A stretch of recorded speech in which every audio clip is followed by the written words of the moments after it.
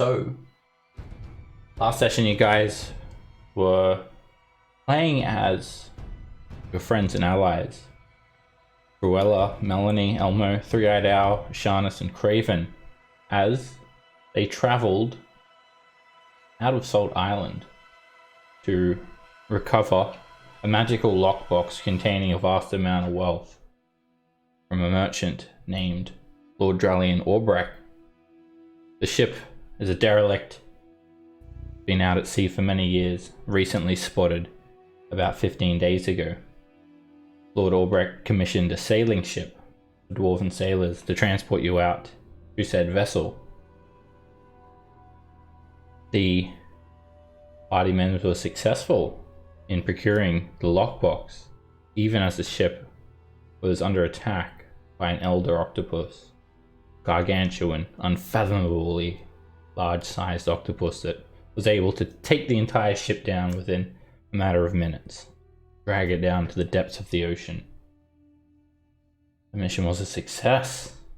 However, just as everyone was returning back to Salt Island, a storm blew over, and the dwarven captain, Lady Wolgar Wildrune, she tried to steer the ship towards a nearby lighthouse as rain and fog were blanketing the surrounding area. And we ended the session with the sailing ship just crashing up against some rocks and everyone getting thrown overboard. You know what Mom does? She throws things. So what's that cause?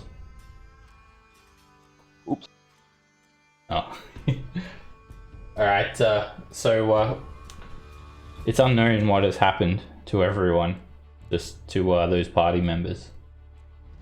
Meanwhile, Adol, Bereza, Loran, Kirith, Dingy Winget, and Bims, and Sweet Lou have travelled to the Dunwater River to try and see what's happening with these Lizardfolk, why they're procuring weapons. And you actually learned that they were procuring weapons because they're planning to assault their ex-stronghold.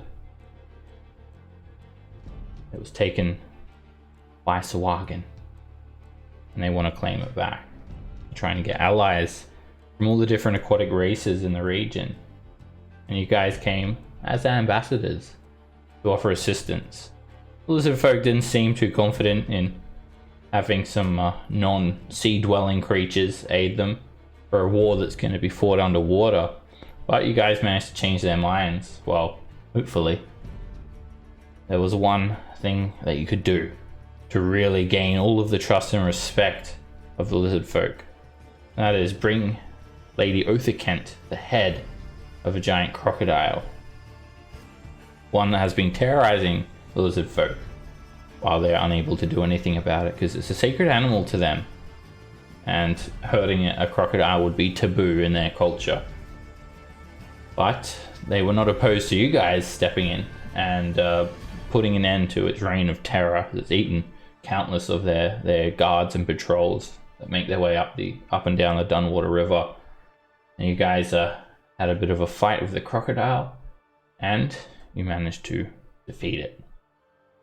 Taking its head with you, you've returned back to the Lizardfolk lair, back down the Dunwater River. We start today's session convening with Lady Othakent. Your characters should all be long rested as well. By the time you get back, it's very late. They give you somewhere to stay. You sleep for the night, and then the next morning you are summoned to Lady Othakent's lounge, where you are convening with her now.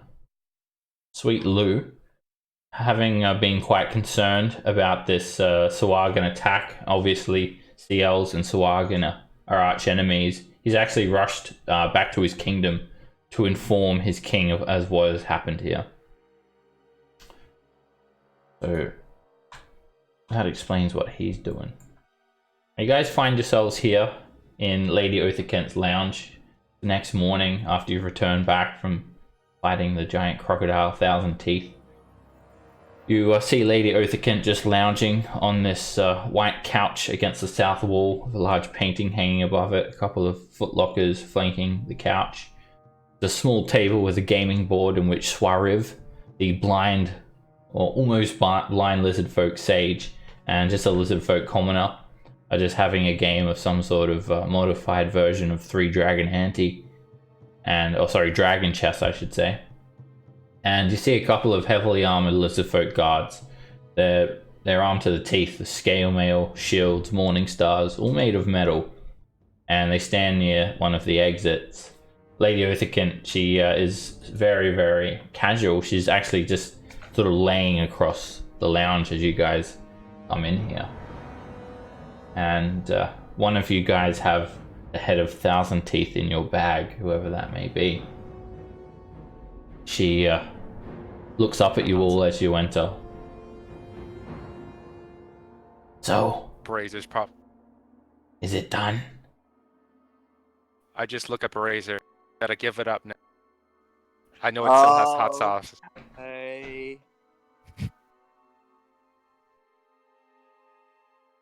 And Bearzer will take it out of his bag. When you take out the head of the giant crocodile, it still has this sort of yellowish sheen to its eye, although it's lost its supernatural glow. The lizard folk surrounding you, they stop what they're doing. They stop playing dragon chess or watching the doorways intently, and they stare at the head of the beast. Even Othicant perches up and sits upright, leans in closer, and Swarev looks in the opposite direction until one of the lizardfolk commoners quickly turned him around the right way. This way you're supposed to be looking, Swarev. Oh, thank you. And Swarev stands up. Ah. The head. Bring it closer, my children, so I may view it with my eyes.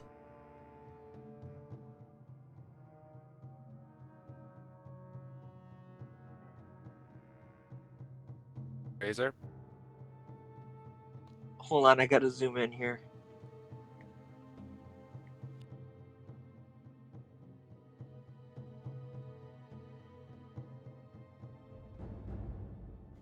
Oh, where's he at? Is it the... Oh. He's just standing right near you. So what do you do?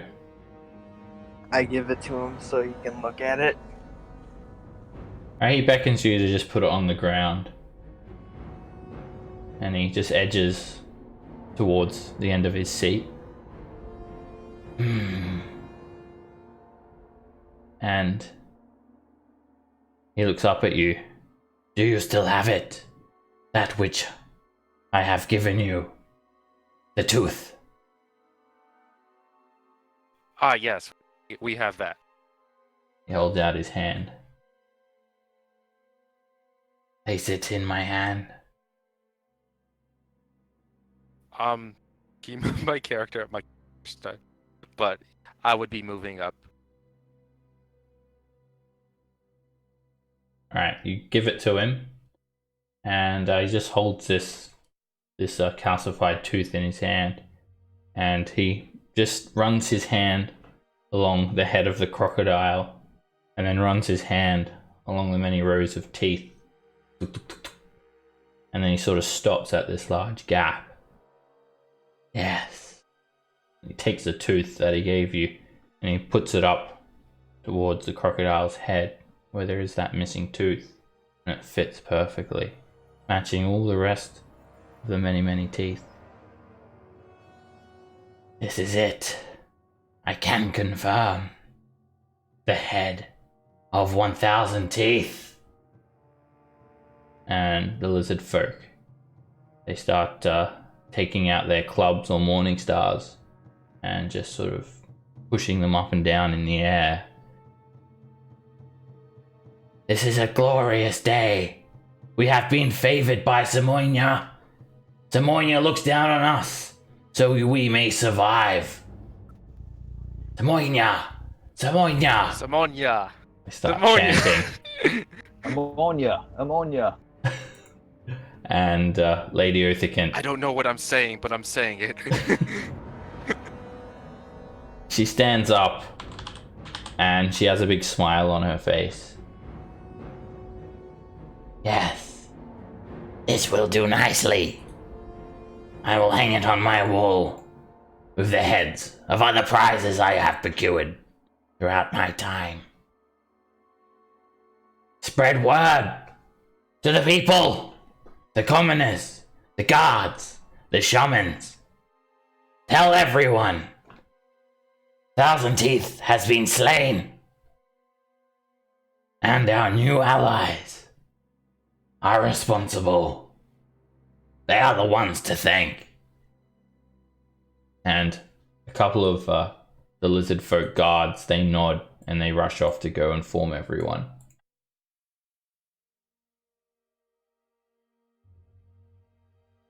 Alright, we did it, guys. Othikin sits back down, crosses her legs, lounges up again against the armrest of the couch. So, you have proven yourselves. My people will be most pleased with you all. Very well, we shall have it. The land dwellers from Saltmarsh may join us as allies as we fight the common enemy, the Sahuagin, and reclaim our ancestral home.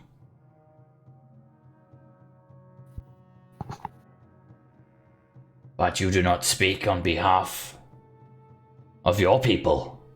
You are merely ambassadors, relaying a message, correct? Correct. So, Then I will send 2 of my officers with you. Irtos and Vith.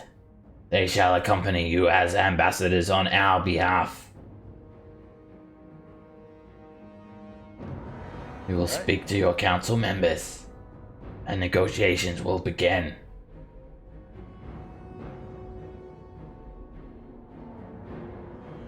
Is there anything else you need of me? We must prepare for the upcoming war. you guys any?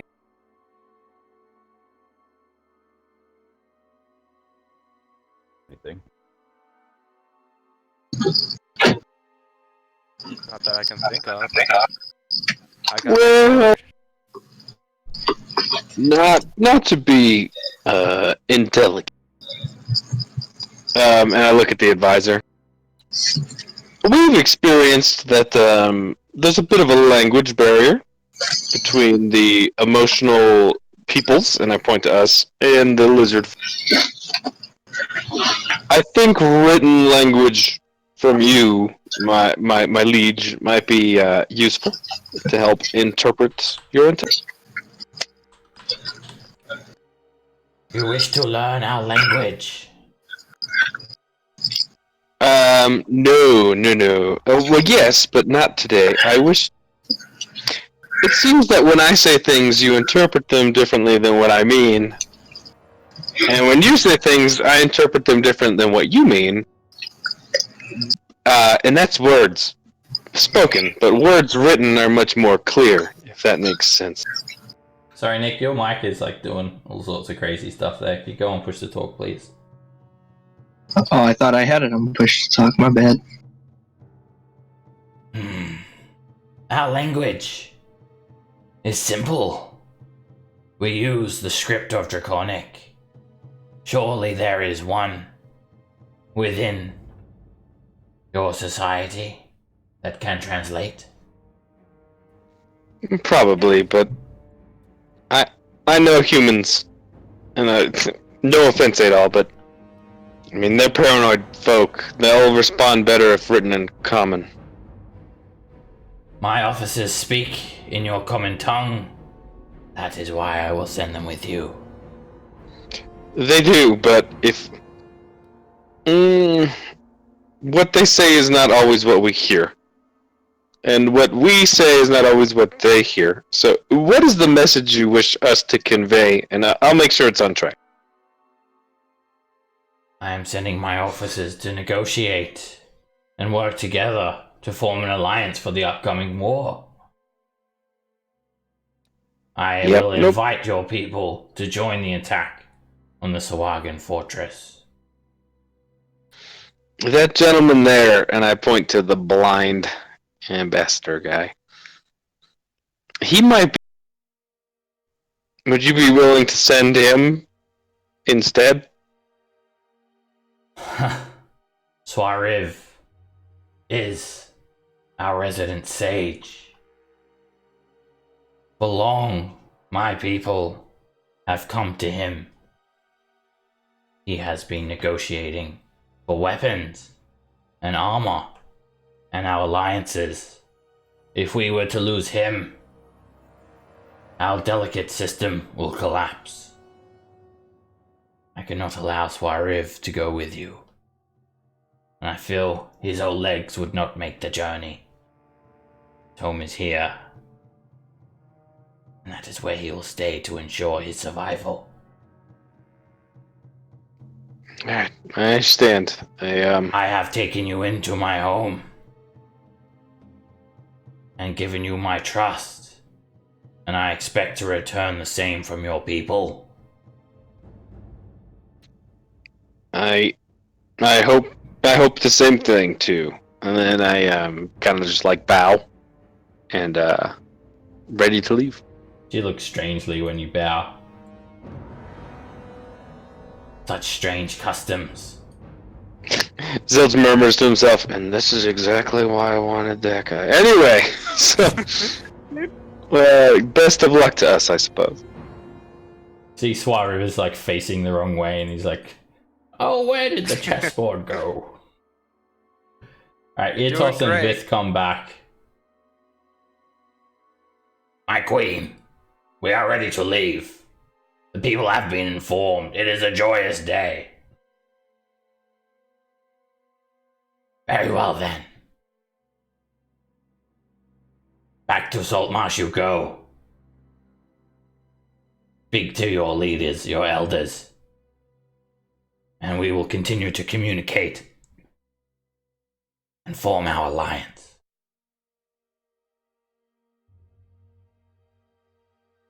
Like a plan.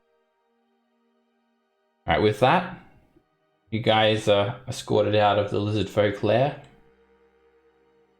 And you're back on the open road. Well, the open pool marshes. The open swamp. With Vith and Irtos with you.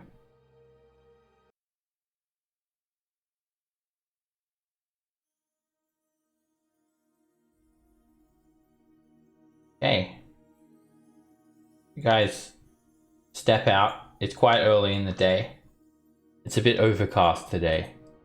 In fact, there are some dark clouds starting to roll overhead.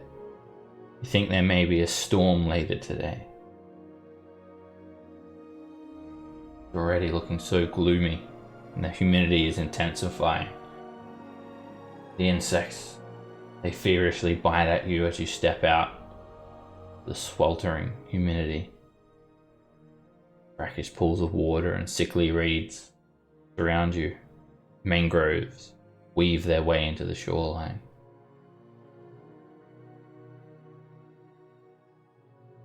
The journey back to Saltmarsh can be taken in a couple of ways.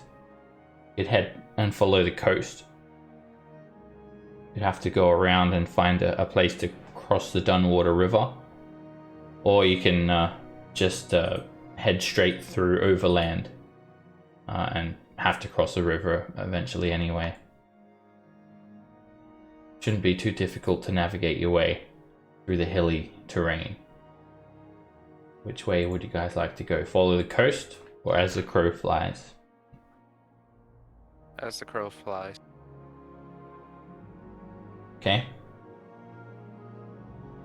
Is everyone happy with that? Sure. Okay. You guys head out, and it's a bit hilly, the terrain here, and there are lots of tropical plants and trees. It's almost like a small jungle. So whoever is leading will need to make a survival check. Welp. Right, that's enough. at all. It's not terribly difficult to find your way through this area. Alright, you travel for about 4 hours with Vith and Eartoss, and they don't speak much. Occasionally, as you're walking by, you'll see a small critter just sort of running up some trees, also some nearby bushes as you approach, and they'll throw a spear and catch the small mammal and skin it within seconds and throw it in this rucksack that they've got. A couple of rabbits here and there. As you get to the Dunwater River... So we got it. What's that? No, I was just making a joke to one of the lizards. I'm like, I guess we have dinner tonight. Yes. Dinner. Food is good. So as you're approaching the Dunwater River, you start to see a ruin. This burnt out old ruin. It's just on the edge of your vision. You can see some scorched tenements, 8-foot tall piles of rubble, stonework, and somewhat of an overgrown clearing.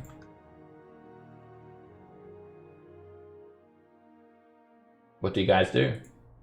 Do you go and investigate or continue on? Let's ask our friend. How do you feel about checking that out? For what? What is the purpose of this? Maybe extra meat? Who knows? It might be enemies that are trying to ambush. We will be at your village. As the sun goes behind the hills, will we not? You have meat suppose. in your village, yes? Yes. Then, should we not get the meat from your village? I suppose so. But what if it makes you stronger? I mean, strong leads to survival, and survival is above all else. You must always seek to improve your survival. How will it make us stronger to go and check that which is burnt? Perhaps the arsonists are still... Or it was burnt for a secret reason. Either way, curiosity leads to strength, and strength leads to survival. I do not understand your reasoning. This does not make sense. Survival is for food and not dying. The more risks you take, the less your chances are of survival, are they not? Wrong. I've seen many a weak human take no risks and then still be killed by disease or by circumstance. Can you They guys hear me avoided now? risk. Yep. They avoided risk at every corner, but those who avoid risk do not gain strength, and those who do not gain strength are doomed. I do not understand the purpose of going to this burnt ruin. What do you hope to gain from it? Maybe knowledge. Knowledge. This does not concern us. Yep. Or there might be something to fight, training for the upcoming battle. There could be some good weapons in there too. Good weapons, you say? In the ruin? Possibly. Maybe. That's why we will check it out. There might be something like weapons in there. Barrister, make a persuasion check. You sort of pique their interest a little bit when you talk about weapons. Alright, so get ready for this +0 roll here. Oh, damn. Hey, look at that. You think perhaps there were weapons left behind from the ruin that has burned to the ground? Yeah, Very well then. Yes. still win there. Could possibly be magical. Weapons is something we need. Magic. is not something we do not need. Magic is unnatural. If they are weapons of magic, we should not go near them. Perhaps they are cursed. Don't worry, if there are weapons of magic, we'll take that burden on ourselves, don't you? Very well then. Let us Because that's go what heroes do. Yep. to these ruins. There's there being a diplomat over here Right? Speaking weapons to each other. with my -1 intelligence and flat charisma. And from what Yes, we're- you can tell from the Lizardfolk, they don't really consider your usual things to be sort of something sought after, like coin or knowledge. It has very little use to the Lizardfolk. But weapons, that is something they can use to bolster their survival. Pique their interest. You guys take the short journey down. It's about an hour, a couple of miles, heading sort of down a hill, again cutting through a few vines that threaten to block your path. Heading through this swampy region, there's still quite a few pools of water as the Dunwater River has sort of broken its banks a few times, and it actually starts to rain lightly. And you approach the ruin. You actually sort of have to head around, approaching from the south, because there is quite a thick sort of tangle of brush obscuring the path to the north. So when you head around to the east and south of the ruin, it actually is a bit of a clear path here. You can see this basically the shell of some burnt out tower. There's nothing more than just a few crumbling, scorched walls. In fact, even the foundation of the building, it seems to have sunken and been swallowed up by the mire. And if I can actually get the Lizardfolk, wherever they are, you guys find yourselves approaching now. And you've still got a few hours left of daylight, but it started to rain quite heavily actually when you guys get here. And you see the rain just sprinkling against a massive puddle of water. A few crows cawing, flying overhead. Some other sounds of insects, and there's a lot of green trees around here. So the ruins are up over here.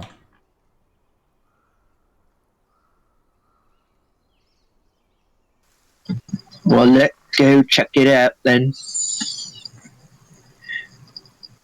The Lizardfolk, they actually just go straight over to this pool of water, and they just dive in and start diving around, lapping up some of the water. Ah, thirsty.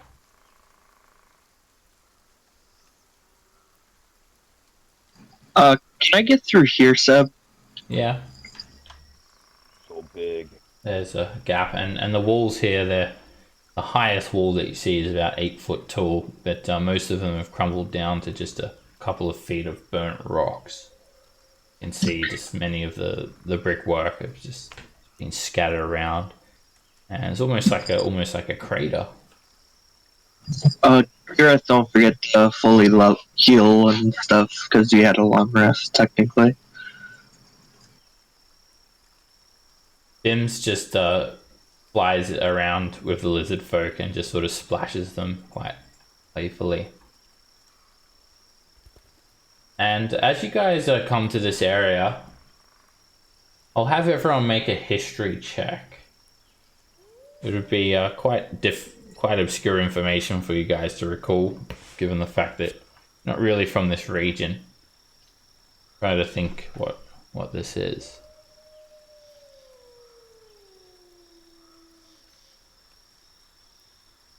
Sweet as Lou. Alright, none of you can think as to what this is. You can't recall any lore about it. Just a large ruin and it definitely looks like this has been sort of here for a while, probably years, judging from the state of it and how the foundation of the tower is basically sunken into the mire. Moss has grown over most of the rocks, little black pebbles lay scattered all over the ground.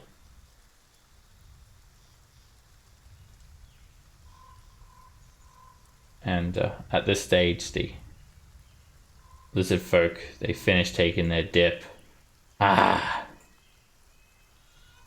Any weapons? Did you find anything yet? I hope it's not Not magic. Not yet. Can I make like a investigation or a perception check? Yeah, you can make Ruins or rubble. either one of those if you want to look around or going. If you want to investigate, you'll need to pick like a section that you want to search around okay. in. Or if you want to make a you perception said check, you can just look everywhere. Oh. Your field of Okay. view. Nope. Alright, you take a You glance. said this area. Go ahead. As I was saying, you take a glance over everything at all. Nothing stands out apart from rubble to you. Nope, nothing You said yet. this area. You said this area looks like a crater, right? Yeah.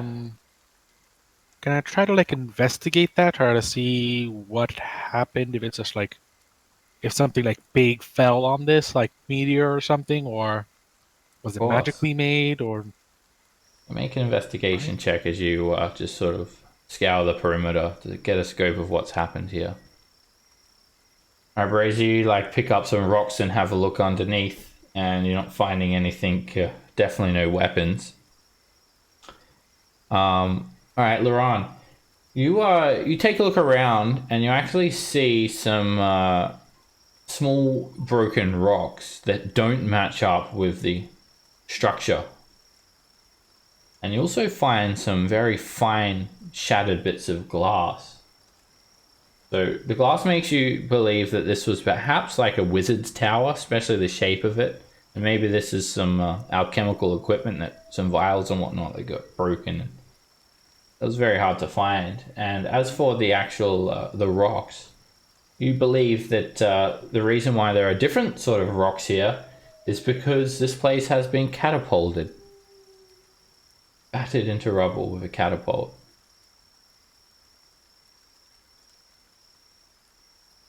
This looks like it may have been a wizard's tower. And it looks like it was attacked. We know when there's wizards involved, there's powers to be had.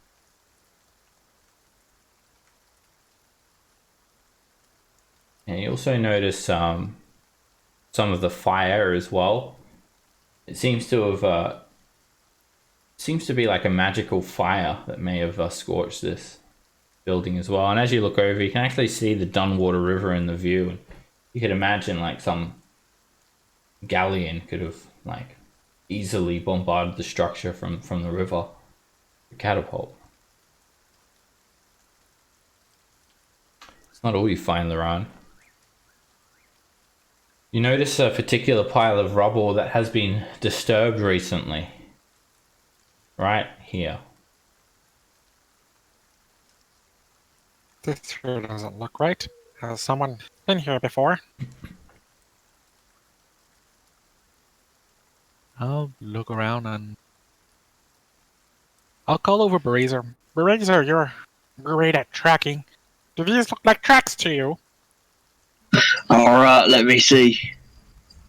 There's no well, you can actually make a survival check if you want to look around for tracks.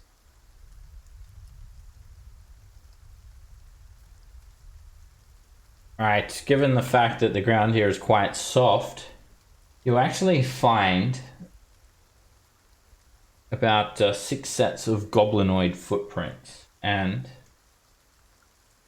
some large snake track, sort of heading from here towards the river. Alright, so from what I see, there was a few goblins around, and then there was some snake things too. What were those weird things that tried to murder Sweet Lou? What were those were goblinoids, right? And so you said that it looked like they were heading towards the river? Yeah, from this point where you're standing towards the river and back. Or, uh, And then they it sort of looked like they stop were. here at this irregular pile of rubble. So it looks like they went to the river and then came back kind of like a patrol. So there might be something underneath if you want to start digging. Yeah, I tell you what, I'll keep a lookout over here. You guys can start digging though. Just walk over to the river. The lizard folk start to look around like strangely. So, what is it? Is there weapons there or not?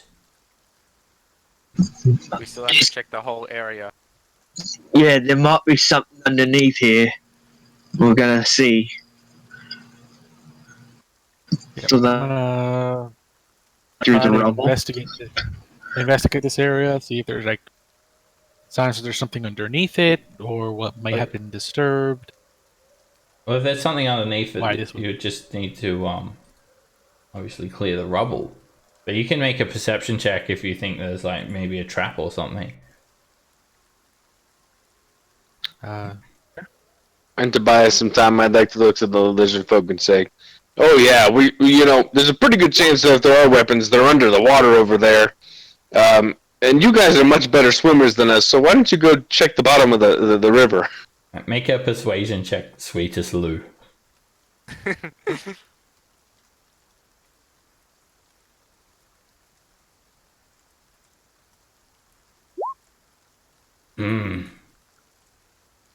But there may be dangers down there. What if there is a crocodile? I will not be able to defend myself. Yeah, touche. It's cool. Us non-aquatic folk will go then instead in the We will nice send salt. this one. And he points to Bims.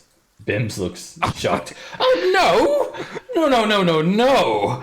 I am allergic agree with to this. water. I cannot go in there. I'll break out in a rash. The Vith looks quite confused. What is allergic? What does this mean? It means that if I get water on my skin, then it might kill me. And then my people in my kingdom will not be able to help you in the war. You are a strange one, little dragon. And then they start speaking Draconic. The water is going on your skin now. Explain that. It's not enough to affect me. And then they just start arguing, going back and to and fro.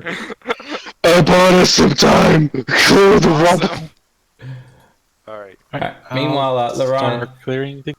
as you take a look under, you can actually see a bit of wood, like a flat piece of wood underneath some of the rocks, just sort of poking out. And you, one by one, start picking up these bits of rock. And very quickly, you uncover an iron trapdoor set into the ground with no lock that you can see. Alright, guys, we found something. We found a trapdoor that will lead underneath. And from what I'm guessing, from what I saw, there's going to be some trouble down there. So we got to be careful. Yes, careful indeed, but this does appear to have been a wizard's tower. And you should check it for magic. It'll be about 10, maybe 11 minutes, but better safe than warning if there's an enemy down there. And I'm gonna try to ritual cast detect magic. Okay, I guess we'll wait, but the lizards might get impatient. When you do In the start meantime, the spell, Eartos, who stands nearby, he backs up. Shaman magic. And he seems to not like that too much. And he just sort of steps outside the tower in fear. I'll disguise myself as one of those weird, spiky goblinoid things that tried to murder Sweet Lou. I'll just cast disguise self and shape. The The green thing. The coalinth. Yes, the Coalinth. And what was their leader's name again? It's just been a long. It's been a. I'm not sure if you learnt his name. The We probably didn't. We probably didn't. ones that you guys fought there. Yeah, I don't think you took time to learn his name. It was just a very aggressive encounter where he just tried to kill you guys quickly and then. Yeah, it was like being the wrong color in the south. It was very.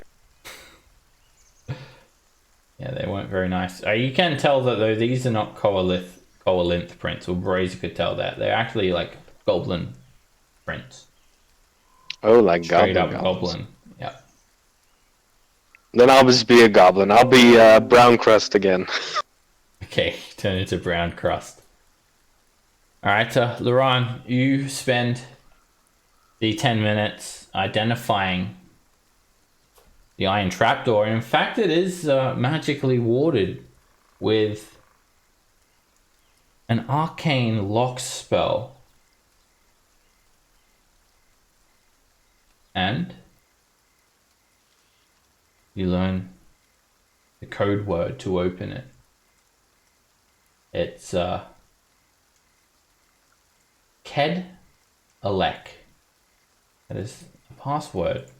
All you have to do is say it out loud, and the arcane lock will subside, temporarily unlocking it. All right. Kedalek. I'll say the code word. Okay, so I speak goblin. Does that mean anything in goblin, or is that just No. a nonsense word? It definitely seems like a name, but it's not goblinoid. Alright, you say it, and you just hear this like magical lock click. And for a brief moment, this wrought iron trapdoor sort of glows with a faint blue aura. And Irtos sort of jumps behind a near wall. And Vith is still just like arguing with Bims and Draconic. And then he's actually to the point where Vith has like got Bims and he's like dunking him in the water.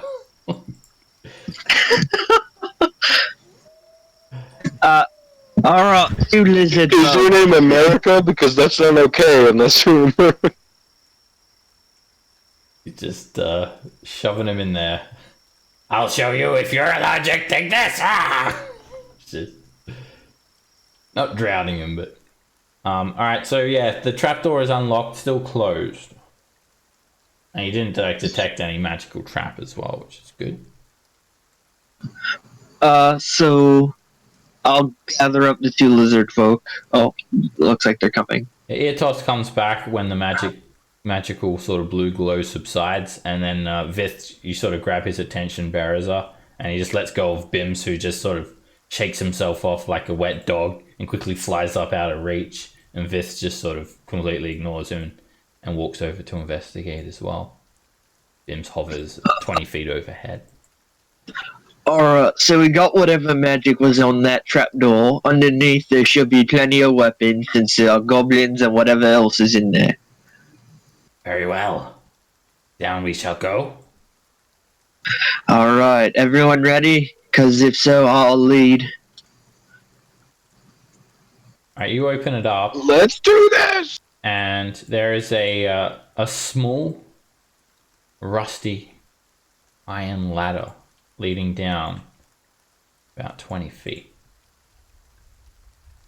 One by one, you guys climb down and find this natural underground cavern.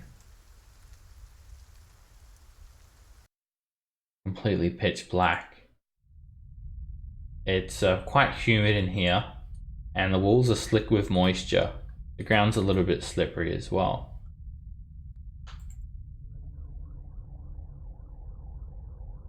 Alright, guys. Do we want to have a big ass light shining over us, or do we want to sneak around?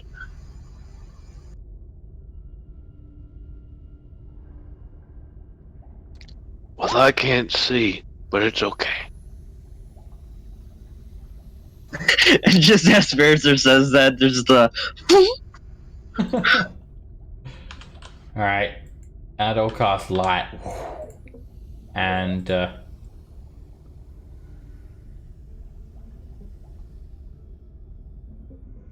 everything is quiet down here. You just see this roughly 7-8 foot wide, 8 foot tall tunnel leading to a larger cavity to the south. It slopes down quite sharply as well. I'd like to shout out in Goblin. Brothers, I have more shinies! Make a deception check.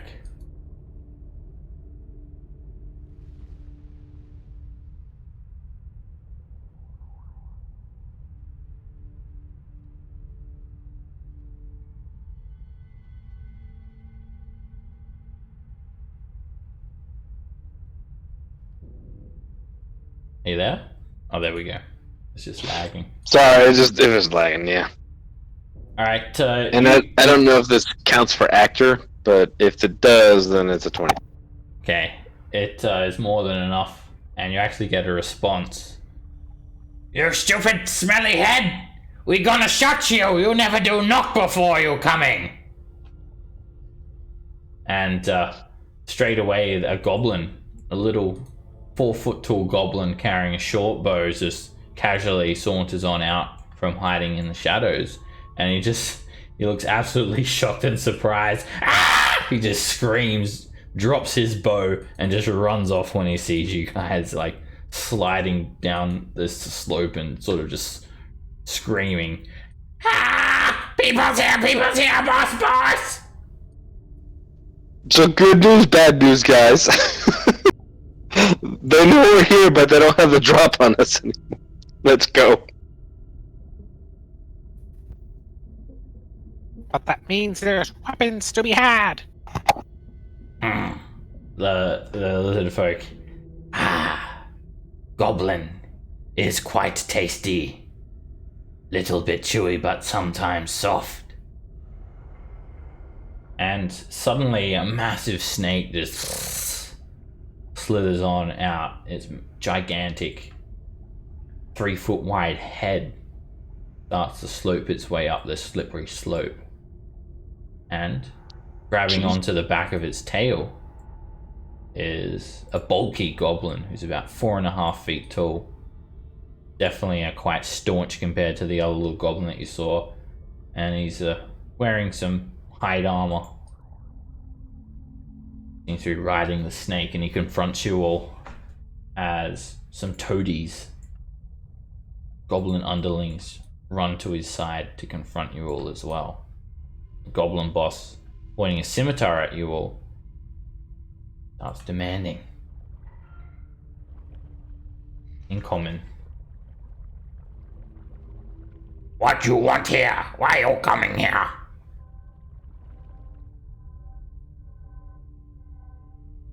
How you find this? And what you want? Well, I got it. and then I just poke at all. Look What? at him. Like, the jig is up. The Such is best when he's under. The Lizardfolk just yells, We come here for your weapons and maybe eat you too. Yeah, that. Perhaps eat you. the goblin boss looks a little bit sort of terrified. I Ah, mean, you, what you? if you give us your weapons, then they won't eat you. You come here for weapon, you stupid? Our boss, big wizard. He gonna shoot you all with fireball if you steal from him. Who's your boss? None of your business. Who your boss? Well, it's gonna be our business in a second, so. Do you listen what I Point at say? him. He big wizard. He gonna shoot you all with fireballs. You steal from him? Can I insight that? It seems like they're lying. Sure.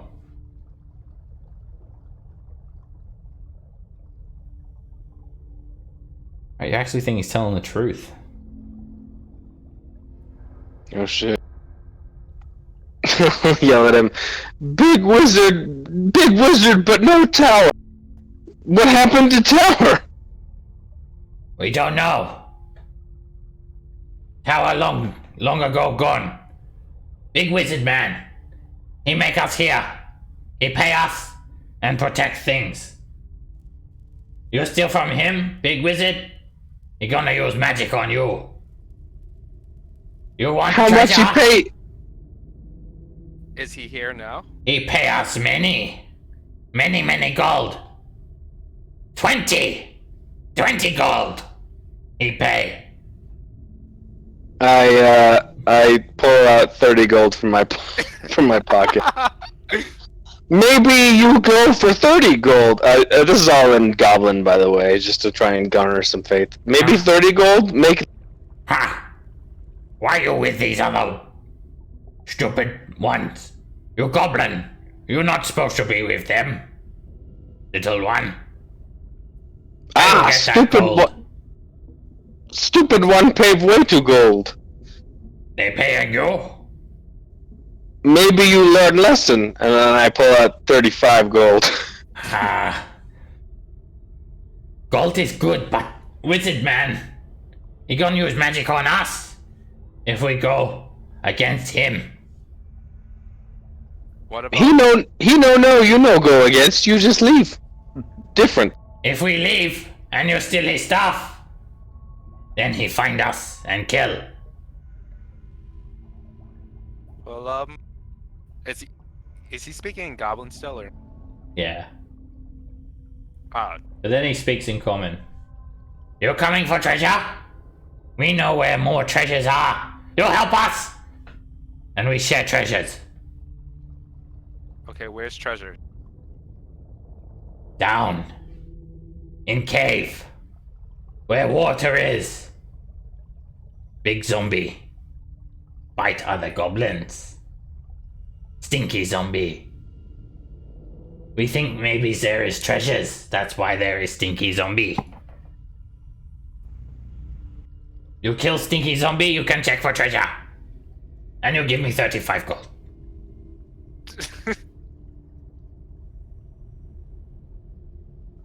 I give him 35 gold in good faith. You see him lean forward on the snake and he snatches it off. He doesn't thank you or anything, he just greedily shoves it in his pack. Doesn't seem to share it with the other goblins either. And then the lizard folk are moving in. Okay, so we eat them now, yes? They don't really understand what's going on. Change of plans. Big snake. They told us where some other weapons are. In a better area. Also, there's a guide that. What goblin? And there's all. The words that come from their mouths are not always true. How do we know their tongues do not tell us lies? This one seems to be sincere. He was apparently paid up front, so, To be fair, we did not inside check his last offer of better treasures, but yeah. Well, that insight check goes for the whole conversation. Okay. Thank you, Seb. Yep. Alright, so. The lizard folk, they just still don't understand. Why not we kill them? Then we get to eat them, then we get their gold, and we get weapon. It's better for our survival. Yes? Listen, and I go to Brazier and I pull the head of 1000 out of his back. You could not. Listen, survival is The head, you don't have the head anymore. Never mind. We kill 1000 Tooth. Survival complicated. We are here to teach you. Yes. Sometimes not such a straight path, and then I'd draw a windy path in the sand. Windy paths sometimes make better survival. Yes, you do kill 1000 Tooth. You are strong warriors. For that, we will listen to the words that you speak. But if the goblin do bad things, then we eat them all. Deal? Okay, deal. I'll agree with that. I want to eat them too. Except this one, and I point to myself. This is no dog meat. You Bims don't know is just till like you try. erring on the side of caution. Guys, don't you remember? We've got a big war coming up with Sawagan. Do you really think this is the time to be exploring hidden, sunken dungeons? What you just told me is we might die tomorrow. Of course, this is the time to be exploring hidden sunken dungeons. It's not gonna take long, Bims. Well, I cannot. I'm going to go back to Saltmarsh. I don't think this is a good idea at all. In fact, I'm going there right now. And then he just Are you sure you want to? Are you sure you want to go there by yourself? his With all those creatures going out there. I am Sir Bims of the Kingdom of Dragonland. I will just get my army to escort me. They'll come at a moment's notice. And he starts flapping his wings like a little dragonfly. And he flies out of the shaft. Wait, Bims! Never mind. And then I hand a platinum to the little goblin and say, "Okay, where are the?" about 5 seconds later, Bims comes back. I forgot. I'm allergic to water, and it's raining out there, and it's cold. Yeah, sure. And my troops, I just spoke to them. They're fighting evil dragons, red dragons that are evil and breathe fire. So I'll just supervise you all to make sure that I can protect you. Yes. Okay. Goblin boss here. What's your name, little one? I am Brown Crust Me of the Mold Clan. Mold Clan. No hear it before. Me Sam Smorkle. From Clan Smorkle. Come. Okay. Do they think I'm a really big goblin? They, the other goblins here, they just sort of back up in the corner. They look quite scared of you all. And the goblin boss, Sam Smorkle, on the back of his giant snake, slithers down this slippery surface. And you guys need to make acrobatics checks. It's like very slippery and quite a sharp drop. The snake seems to navigate it easily. You said acrobatics? Yeah. Just to like navigate down. You guys will get down very easily. Just being careful where you step. You come into another larger cavern and you can hear the sound of dripping water down here. You see another little goblin standing near a tunnel to the south, and he has a short bow with an arrow knocked. Looks like he's on guard, but he's not on guard from your direction. He's on guard from this direction. And the goblin boss sort of points down this tunnel. Down there, there is water and rats.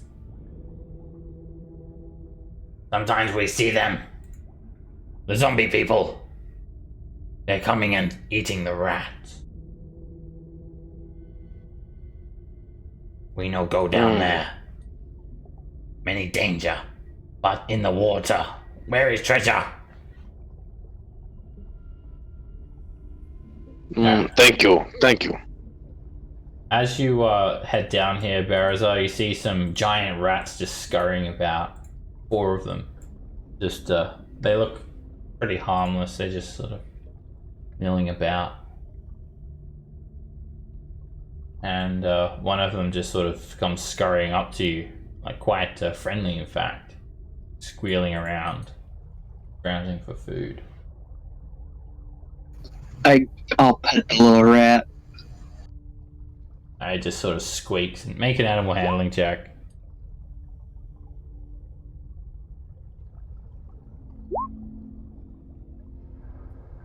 That's adorable. I actually tried to bite your hand when you pat it, Berazar.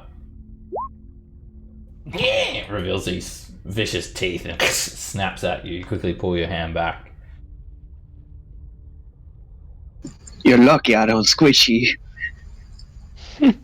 I'd like to cast Silent Image, and then like on the water surface actually, and then kind of like make it walk upon the water a little bit with my subsequent actions. Because if a zombie was in the water and it saw a rat, maybe it'd be dumb enough. It can't interpret rats can't walk on water. I'm basically trying to lure something out. Okay. You come down here and cast a silent image of a person walking on the water. And straight away, multiple creatures just burst up from the water. They have slick, smooth skin, bald heads, the skin of which has a bluish tone. And I'll just put like a little person token there in the middle of this pool. The pool itself is about 20 feet wide by about 60 feet long, and it rests just 3 feet under the roof of this cavern, and then it's very brackish, so when you sort of look down you don't actually see any sort of details of below, and you can't discern the depth. So here is your person that you created. Thank you, My like dude. No. Holy shit! Look at that. Look at that ass crack. Why did they do it? Seth, what are you trying to do? You trying to seduce me? Barris is about to dive in the water or something. Or Kirith is. Kirith's about to dive That's in. thick with 7 C's, dude. That's gotta be like really uncomfortable. No crack must not go. No, everyone must stay. Did we all notice it at the exact same time? Sorry to break your flow, Seb, but Jesus. Alright. I don't know, I just picked the first person token I saw. Oh my god. So anyway, Kirith's gone. These slick ghouls, they burst up out of the water, and you notice along with their elongated claws, they actually have webbed hands, and they're actually not your regular ghouls. They're lacedons. 6 of them. And they just burst out of the water to just have their way with this silent image. What that mouth do? There is With that badonkadonk. there's a picture of Adol getting eaten by one of the lacedons, or just Wow. sharing a special Why does he look like an ancient hug. Roman dude? special hug. Hug. It's a special Oh hug. no. Alright, 6 lacedons. They are aquatic ghouls. They burst out of the water. And although they definitely look like undead, they don't have the same sort of decayed flesh that regular zombies do. Alright, Brown Crust, you're up first. Alright, so I know if I hold a spell as a reaction, then that breaks concentration. If I hold an attack action as a, reaction, does that break concentration? No, it's just because any spell that has longer than one action, whether you hold it or it has a longer casting time, requires concentration. So. Oh, okay. So I will, I want to lure these things to the land, so I'll move back. And I will use my action to move the silent image to the square that I was just occupying in hopes that they're stupid enough to follow it so we can hit it on land. Okay. Thanks for zooming in again, Seb. Don't be thick. You put it facing that way to lure the lacedons out. And if I can move a little further back, is it possible to take the hide action from the Lacedons in this tunnel, or no? Let's see. I'm just gonna check for line of sight. It's gonna be a close one. You actually need to be down here for that. Okay, I have 10 feet left, so I'll go ahead and just cunning action hide there if that's cool. Alright, make a And then after that, I will end my turn. Not so silent images ass clapping is luring the Lacedons. Alright, you duck behind the corner here, brown crust, and you're hidden. Alright, this Lacedon seems to be able to glide through the water with ease, and it just sort of rushes out of the water. And this one actually comes in for Kirith, who's closer, and tries to just sort of grab him with a claw. It swings and it hits you, Kirith. It just very lightly scratches you, but when it does scratch you, you just feel this incessant pain, and your muscles just start to sort of seize up. Make a Constitution save. Alright, you resist the ghoul's claw.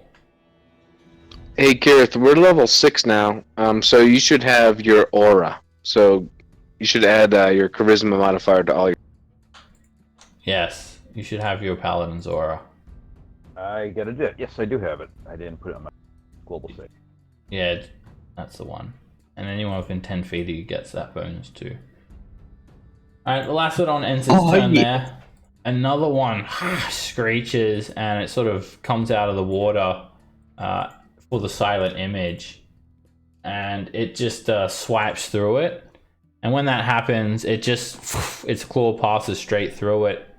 And then it sort of, the illusion becomes like quite translucent, in fact, and you can see straight through it as that claw passes on through it. Sweet. The Lacedon ends its turn there. Laran.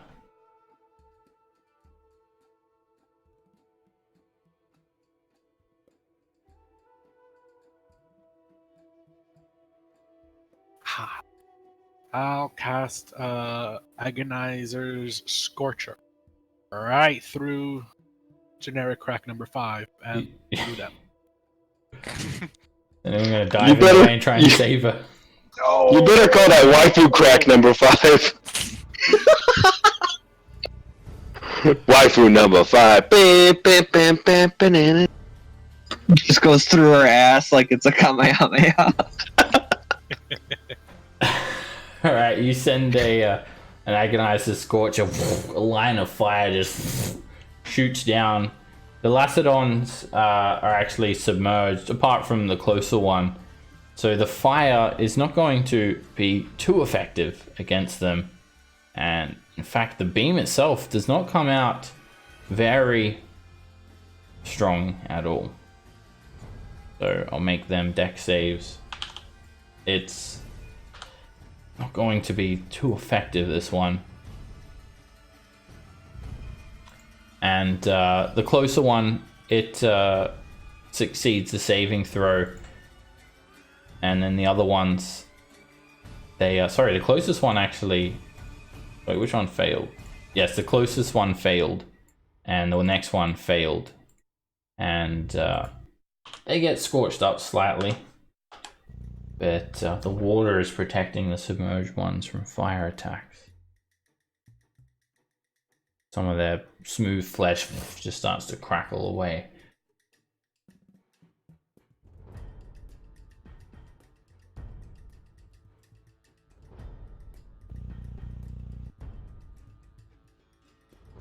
Alright, this Lacedon, it just emerges from the water with an explosion. It dives out, and it actually jumps at Bereza. Paws first. See this webbed claw come at you. And it just rips across your chest for 9 slashing damage. Make a Constitution save. So wait, okay, Kirith, what's your charisma thing to add to the save? +3. So I have a +10 on this. Oh, Con then you save? don't need to worry about rolling then. It just can't affect you. Alright. Okay, I was just gonna say. Yeah, you don't even feel, it's like just a bit of hot sauce for you there, Yes. Bereza. More hot sauce. Bear's just like. He still gives you a special hug. This Lacedon hisses, and it comes in at Kirith trying to claw him, drag him into the water. You just use your shield and or step back and block the attack. Another Lacedon glides through the water and it wraps around here. Jumping out of the water, it comes to cling onto Bereza. And that's a miss. And they just sort of are submerged down to about their lower torso. And just trying to claw people, paralyze them, drag them into the depths to drown them. At all. Throw me a Fury Fire template. Okay. Somebody's mic is having a lot of bass drop. Oh yeah, cause I think it's your fan. Oh.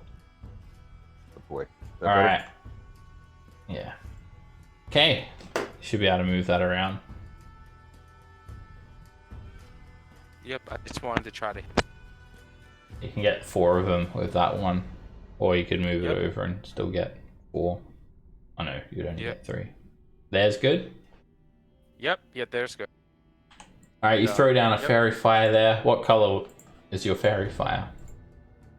Red. What's your DC? 4. Yeah. All right, you throw down a red fairy fire, and 3 of them they get caught, while a 4th one manages to sort of quickly duck underneath the water, and there are 3 glowering Lacedons, emitting a little bit of dim light and becoming highlighted targets for advantage.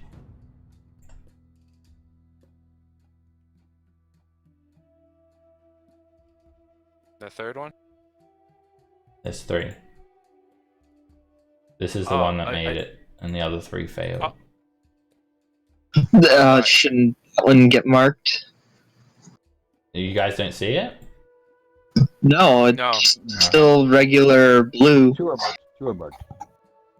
Well, 2 for you? Okay, that's weird. Alright, I'll put the red dot on them as well. I don't know. Okay. Is it lagging or something? I'm not sure. Yeah. There we go. Okay. And I'll end my. Alright, this Lacedon, it just sort of runs forward, it sees the illusion and just sort of dismisses the notion of it. It hisses, it jumps out of the water and comes in at you, Adol. Trying to claw at you.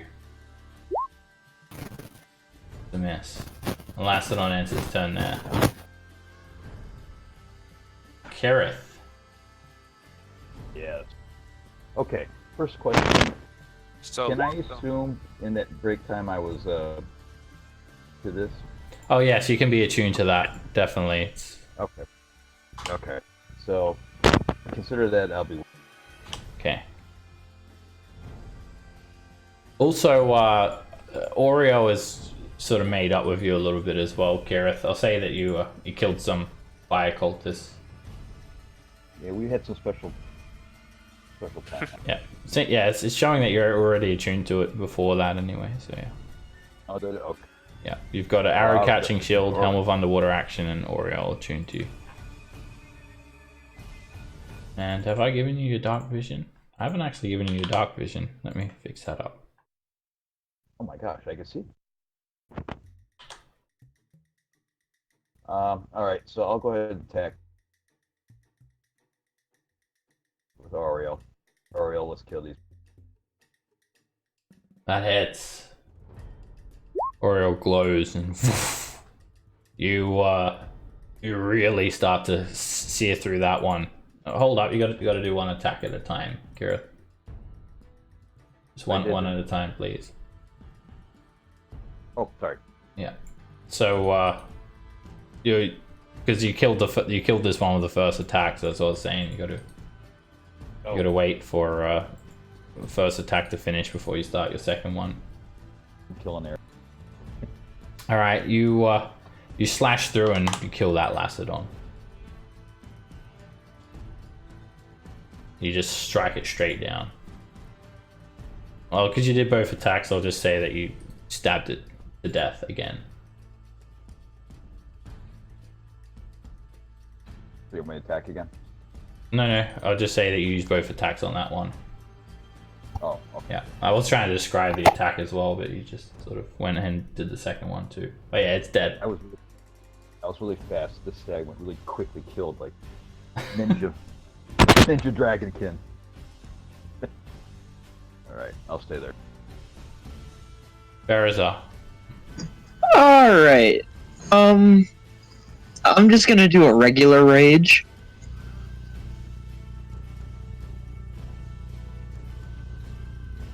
And I will attack that one first.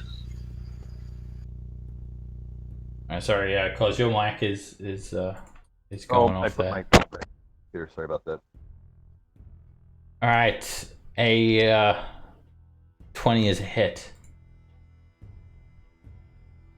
All right, you cleave through the Lacedon, and just this sort of purplish blood just sprays out as you lop off one of its arms.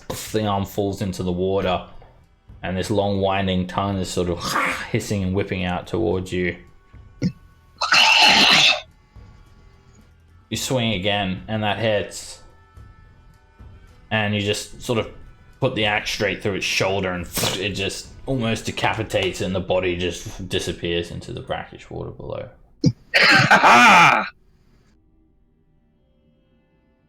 Alright, while this is going on, this giant rat, it actually jumps up and very viciously screeches and tries to bite you, Adol, with advantage due to pack tactics as you contend with the Lacedon. Squeakers, why are you doing this? And it bites you for 3 piercing damage. And, Stuart Little, why? because it bites you, it actually and hits you, it rallies the rest of the rats, and they come in to get their feed as well, and they all join the initiative. God damn it. Alright, Brown Crust. I feel betrayed. Brown Crest is like, how dare you kill my totally real Victoria's Secret waifu and shoot from hidden this stupid blue thing attacking Adol. Alright, you have advantage from your hidey hole. Come on, get that crit. That's a hit.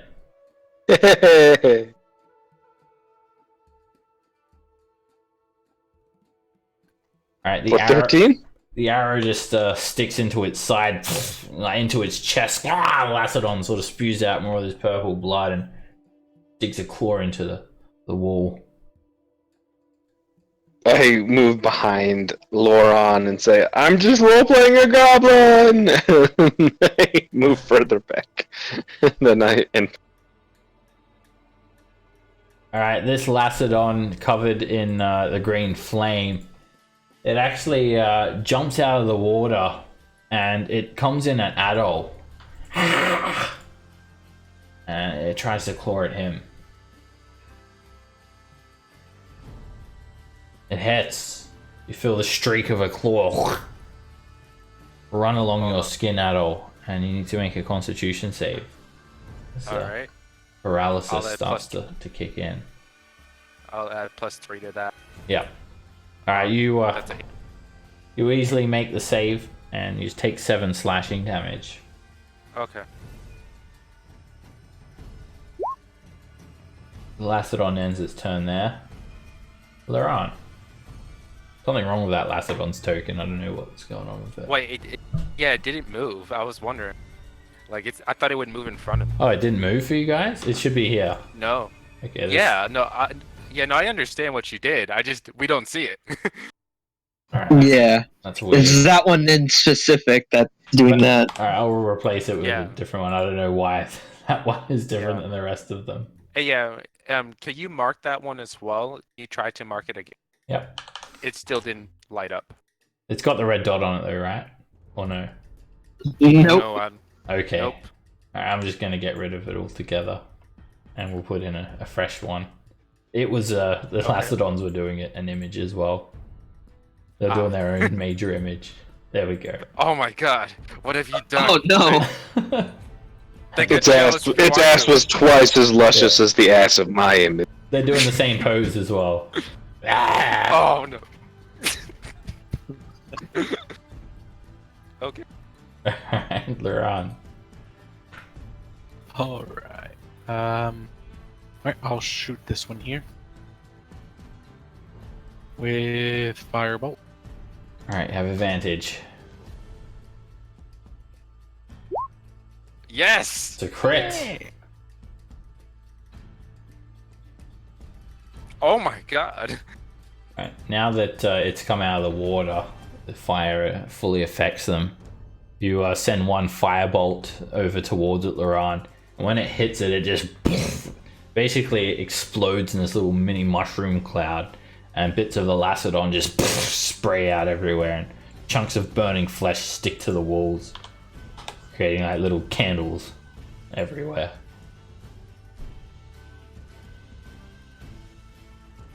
This Lacedon hisses and claws at you, Baraza. And it's a mess. The giant rats, they come scurrying in, and one of them runs up to you, Baraza, and tries to bite you from behind with pack tactics. It's a mess. This Lacedon is gonna screech, and it's actually gonna try and bite at Kirith. It just bites onto a part of your shield as you wrestle with it. Another giant rat screeches and it runs on in, trying to bite Kirith. Pack tactics. It hits with a 19. And it bites you for 6 piercing damage. This one like leaps out of the air and like bites onto the back of your neck. They're quite big as well. It's like the size of a chihuahua. Pink tail is like flicking around everywhere near Adol's face. Oh god. Adol. Alright. Are you Alright, towards the tail? Hope so. Rat's trying to Mike Tyson Kirith. Alright, I'm gonna take my first hit at this one.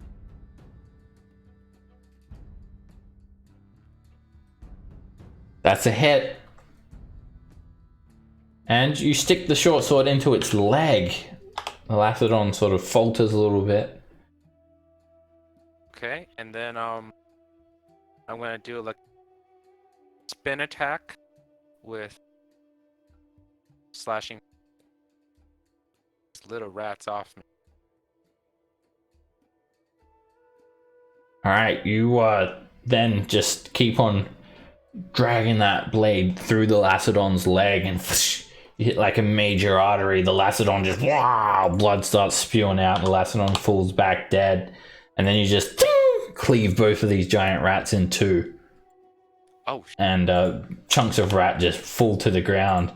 The goblin boss, Sam Smorkle, yells out, "Hey, you saved that for me! Yeah? Dinner!" yeah. Yes, dinner. I'll bring it to you. And then I'm gonna move over. First hit. Or venom. Yeah, gore just is splattered everywhere from that whirlwind attack. Alright, you run in with a dagger of venom and you hit. And you stab it into the rat, just sort of pinning it to the ground. It's whipping around, writhing, and these two teeth are trying to sort of still bite at you. It's barely alive. And then I'm gonna finish it off with I'll try. And as a hit, you just put the short sword straight through its head. Dead. Yep. Yep. And as I interact with object, I throw the rat towards the goblin. He jumps up and grabs it. Like dives for it. Not yours, brown crust, mine. And Okay, professional courtesy, but that's prime rib, prime meat. I stand by the waifu. Alright, this giant rat, it is like starts to like come closer and then just sees like what happens and then it just sort of Just nope. it just reverses, just creeping backwards. There's like a Homer Simpson into the hedge. Yep. Disappears. Kirith.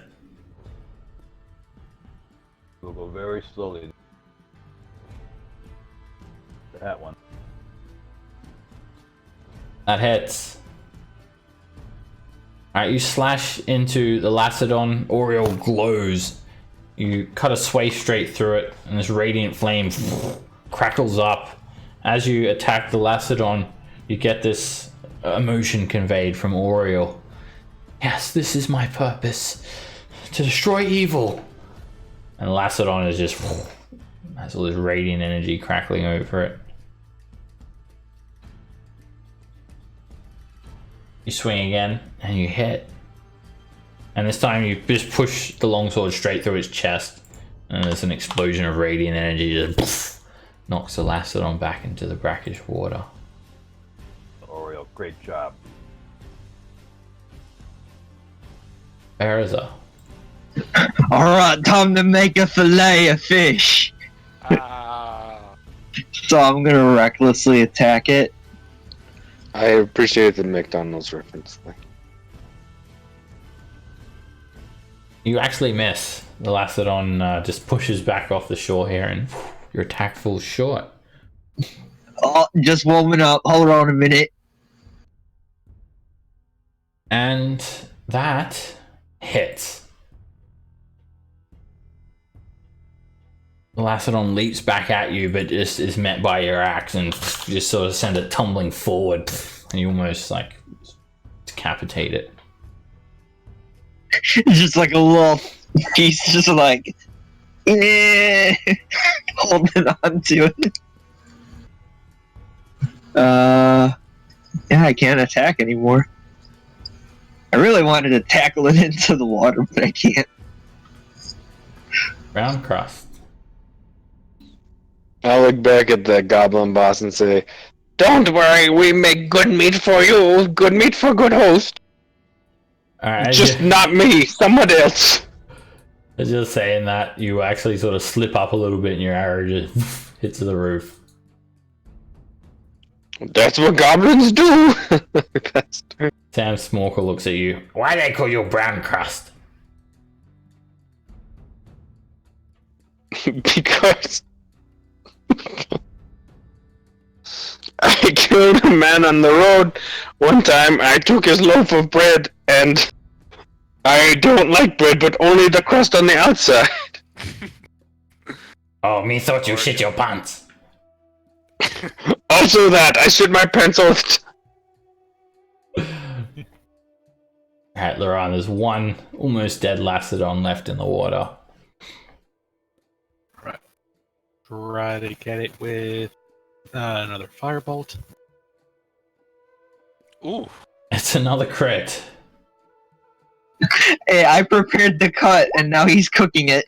And even with it submerged, the firebolt just lights up the entire cavern, and it just forces the Lacedon like 20 feet into the water, and you hear a loud hiss as the fire sort of meets the water, and then the Lacedon is dead.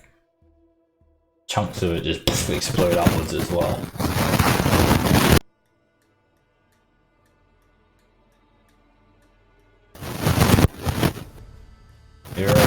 Your mic is like doing something there, Laron. A lot. Like being all fuzzy. Are you there? Yeah. I just muted it. Is it? No, it's like it sounds like you got like a loose wire or something.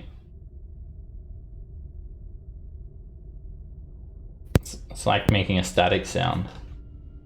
It's not like background noise or something though.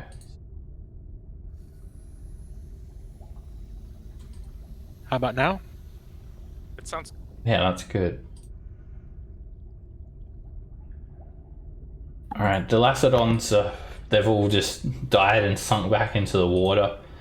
The goblin runs forward and starts snatching up bits of dead rat. And the goblins seem quite happy. Yay, now we can eat.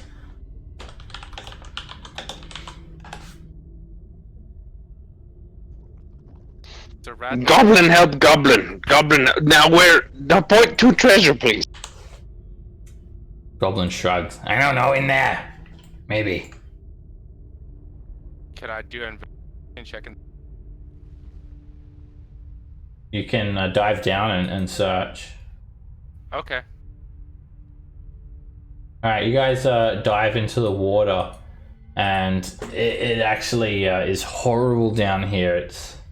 It's like poisoned with rotten corpses of animals, goblins and rats, and it is horrible. As soon as you dive in, you need to make a constitution save, Baraza and Adol. This water is filthy. Baraza, I'm just eating it. you're just like doing like little like water fountain like, like splashing around. Gargling it. I'm just by Trying to Kira. taste this I mineral. have- Yeah, you get +3.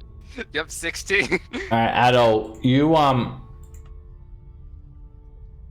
you don't feel anything yet.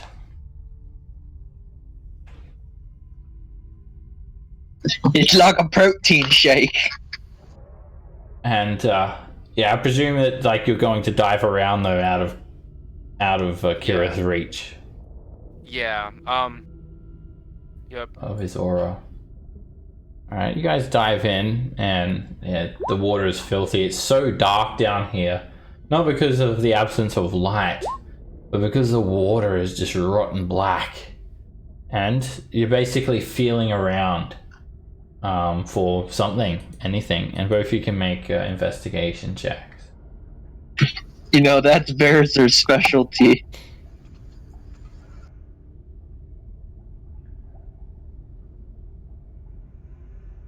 Alright, Baraza, you're just... you get a bit sidetracked and you just keep on doing like little water fountains with your mouth, like... Did I jump in there? spraying the water at people. Yeah, anyone can jump in there. You will need to make a con save against poison or disease if you jump in. He's a paladin. He has the health paladin. Yeah, he's immune to diseases. Do you have that already? Yeah. I'm not sure Yeah, what I level think you it's get it at. I thought it was at level 3 when you got it. Let me pull it out.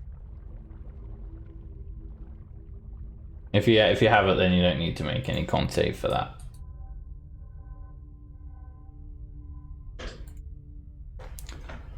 So, Baraza, you're just sort of messing around in the water there. And Adol, you begin to scour the depths, sort of holding your breath. You dive down and skim the surface. Now, you don't find any weapons or coins or anything particularly valuable. You do find bones and fetid, waterlogged corpses of animals like deer and rabbits, and even some goblins. You do actually pull up a couple of old decrepit coin pouches from some of the goblins. And Kirith, you I'm not sure if you have that thing yet. Divine health. I do have divine health. It's level 2. Okay, alright, you're fine then. You don't have to worry about that. Alright, so yeah, you're immune to disease. There's a disease that you're worried about from the water.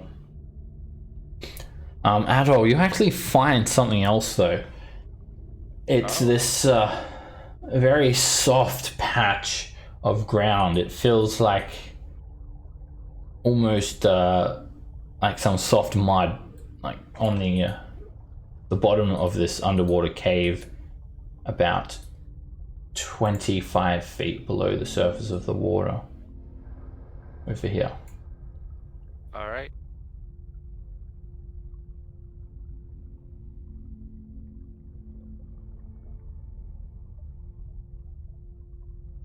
Yeah, it's pretty hard, slimy limestone everywhere, except for this like roughly 10 foot circular square of soft, muddy ground.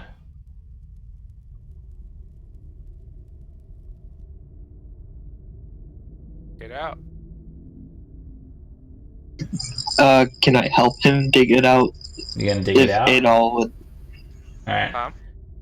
You will need to probably dive up and down a few times. As you spend a bit more time here at all, you'll need to repeat your Constitution save, and you too, Bereza, because you're in disease-infested water. Okay, you guys are both okay. You did get something like sewer plague. You may not feel the effects until like a couple of days later. Oh, So you start diving down, and Kirith helps you, and you start digging and digging through this soft mud, and you dig like a 5-foot hole, and then suddenly the mud just starts to get sucked away, and the three of you need to make strength saving throws. It's like you've just opened up a plug. It's like a vicious current just about to suck you in. Alright, Bereza, you managed to lose your footing, and Adol and Kirith, you guys resist. Bereza's about to get sucked away.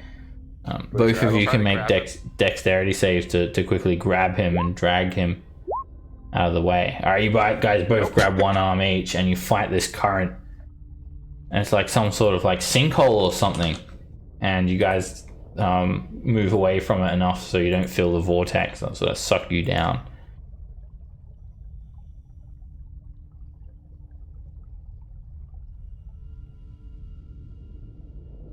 okay there? Oh, wait, I can't speak. I would presume you guys just sort of come to the surface. Yeah.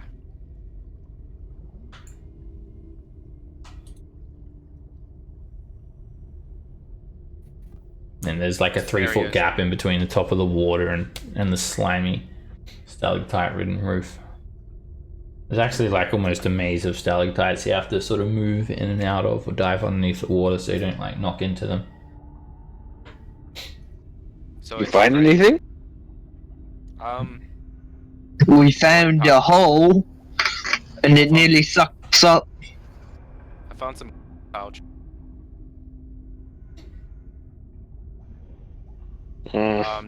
This area empty now for us pulling. Sorry?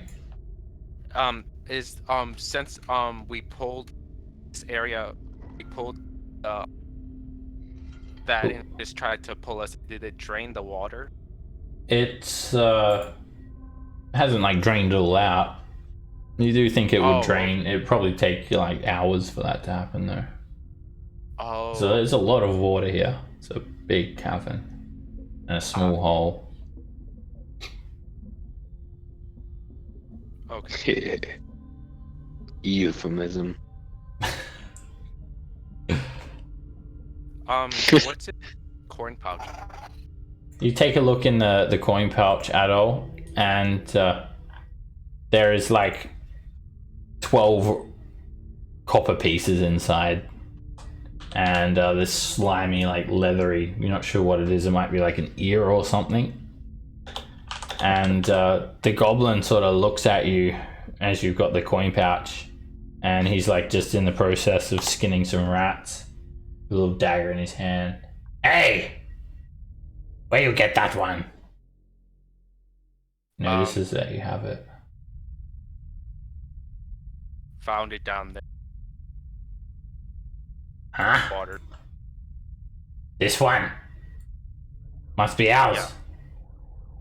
Belong to us. Some goblin die, get taken by blue zombie. You find, you give to us now. My coins. But didn't you say that? I say maybe weapons or treasure. But this coin is goblin coins. You give. It's only copper. If it was, is there anything else? Huh? No, Seb, I'm talking to you. Oh, that's it. There's just like some coins, and one of them has this like leathery like ear or something, maybe like a trinket, but it's waterlogged and slimy. Oh, okay. Definitely does not look like anything valuable. I tossed. It's only. So wait, we We did all that for nothing. And the lizard folk, they're sort of just patiently waiting with the goblins. Did you find your weapons? Close. Um, What's up north here? I can't see. It's I don't just have a dark vision. small alcove here with some small bones littered on the ground and a little rat scurrying around.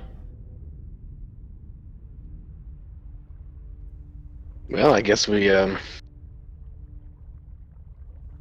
didn't find anything.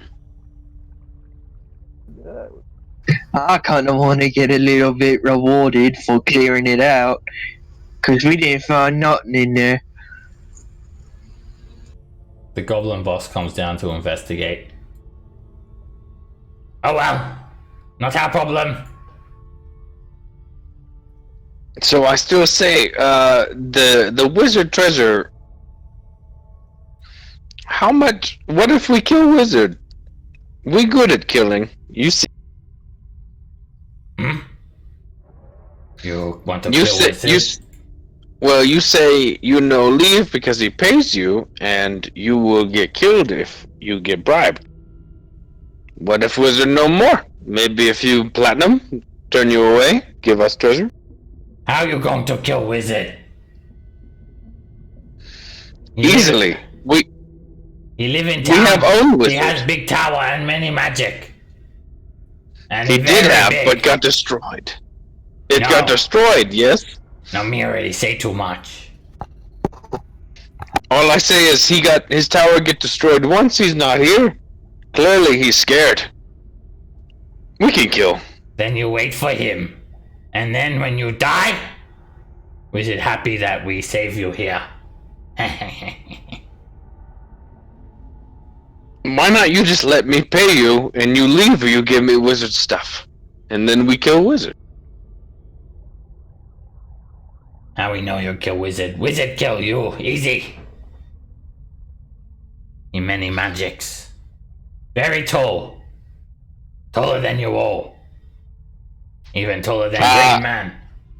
I knocked the fucking hit on that one.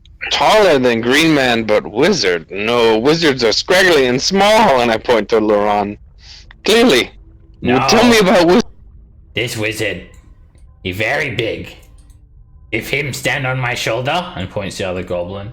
and stand up, even wizard taller than that. And he have big red towel on his head. And he's very rich and powerful. He live in big tower inside town. He come here check. He see you here. He going to make you all fireball. Inside town, like human town? Me already tell you too much. You leave now. I give him a platinum. No. Wizard no know you tell me anything. I just want to know. You say big wizard, red towel on head, live in town. Yes. Okay, I'm minusing a platinum. Now you say, tell you what. What you if I want? if we bring you red towel later from wizard to prove we got rid of him, and you give us what wizard wants you to guard? What we get? We have hidden. We not tell you. You kill wizard, then we keeps. I smile. This sounds like goblin deal to me.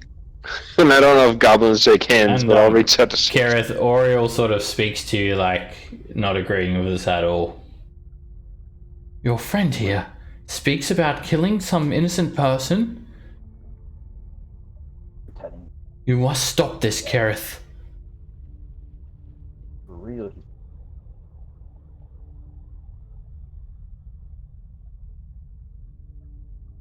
Hello?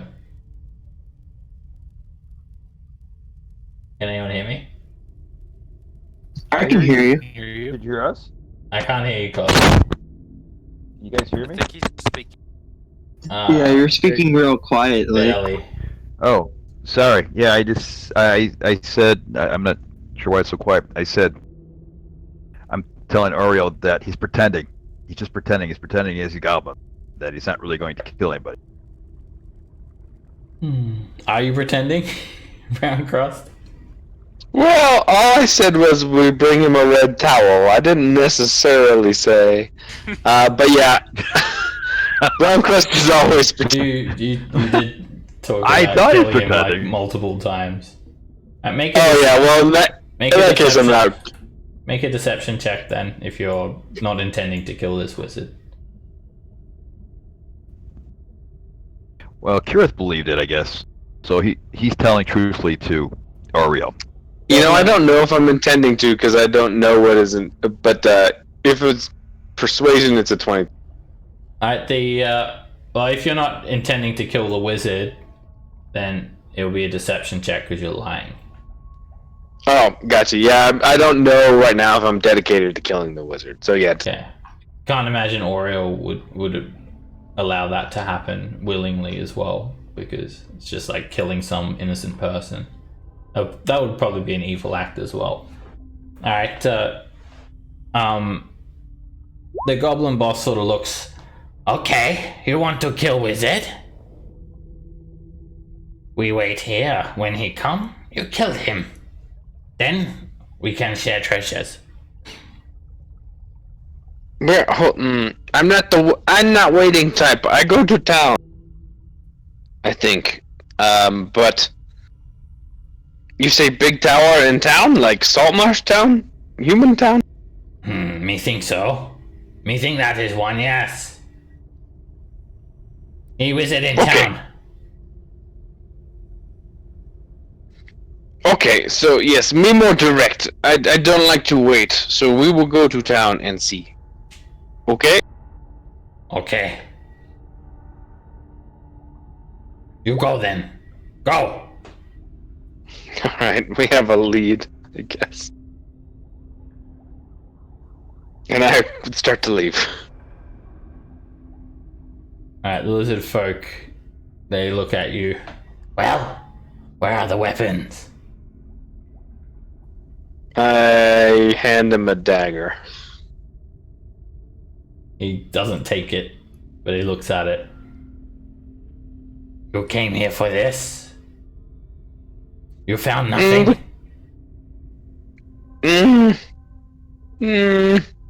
It's hard to explain. Come on, we explain on the way. Okay.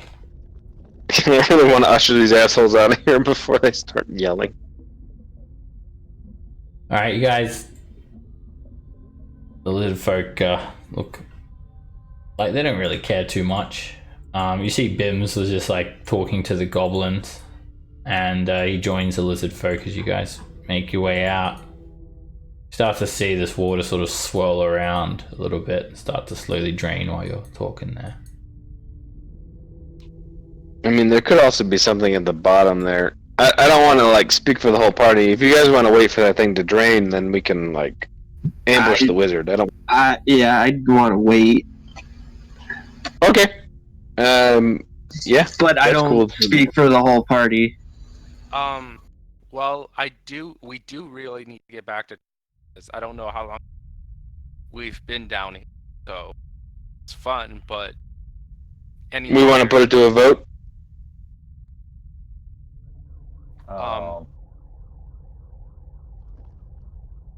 My computer's not up right now, but I'm voting to go back to. Let's vote. Let's just vote. And I'll look at it. Wait. Remember, Sheriff, how are you watching? Then I'll just kill.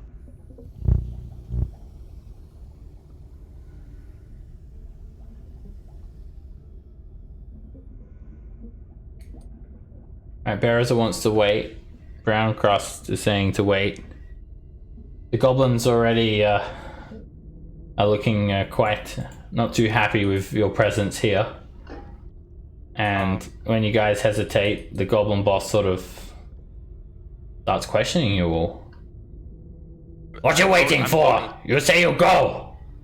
Me going to tell Wizard that you want to kill him too. I'm voting. I can't put it.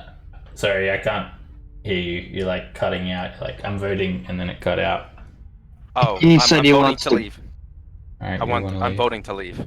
Yeah. Okay, and Kirith, Laron. I'll leave. Yeah. Well, Well, I we need guess. your vote. Yeah. Oh, Done. Now it's a tie. Damn. Yeah. I'm so, the one that's gonna break the Shit. tie. Fuck. Yep. So Which, ask Oriel what she wants. I'm not gonna fuck around with this. I feel like the Sawagan are evil, and we should focus on that instead of gallivanting Okay, on that's some my sort of vote. treasure hunt. That's my vote. I'm not gonna piss her off again. I just made up. A lot of flowers, a lot of stuff. You haven't even had your first round of makeup sex yet. I mean, you don't need to set up. dang. Yeah, I think she's probably like the only lawful good character in the party. She is. I'm not even Yeah. lawful good. I'm nowhere near lawful good. She should not like me that much. That's probably why you've had quite a few conflicts. Definitely. Alright, you guys exit the tower and start making your way back to Saltmarsh. It's a few more hours journey, and before you know it, you're arriving at the gates of Saltmarsh just before sunset. And we'll take a 10-minute break now. See you guys back soon. All right. All right. I just remembered Jimmy's dead. Jimmy's not dead. He's still alive. Remember? Live in spirit. Totally Jimmy. I really wanted to stay. See what's down there. I didn't want to Yeah. waste too much. I didn't want to waste too much time because I definitely want to try out just we might get some more money stuff from the killing Swargan and get a better reputation and stuff. But I don't know. I thought it would have just been like an hour or two that we would have had to wait. No. Besides, no, we were already gone a while. Well, Seb said that it was going to take a while for it to drain, so it would have took like a few hours. Mm. It may have took like a while, like a few hours for it to drain. And now but now the wizard is gonna try and ambush us instead of us ambushing the wizard. Well, the wizard doesn't. The goblin said that if we don't leave, then he's going to tell the wizard. But since we left, the wizard has no problem with us, and we did nothing to him but clear out the ghouls for him. So we have no problem. I thought the goblin No. said that he would tell them anyway. No, he's not Yeah, going to he tell said them. that. He said that when the wizard gets there, he'll tell him that we're trying to kill him. Yeah, so like, but we didn't make the decision to do it. So he said if we don't leave. So The goblin thinks. well, either we're way, gonna do let's just accept. Let's accept. Let's see what he said.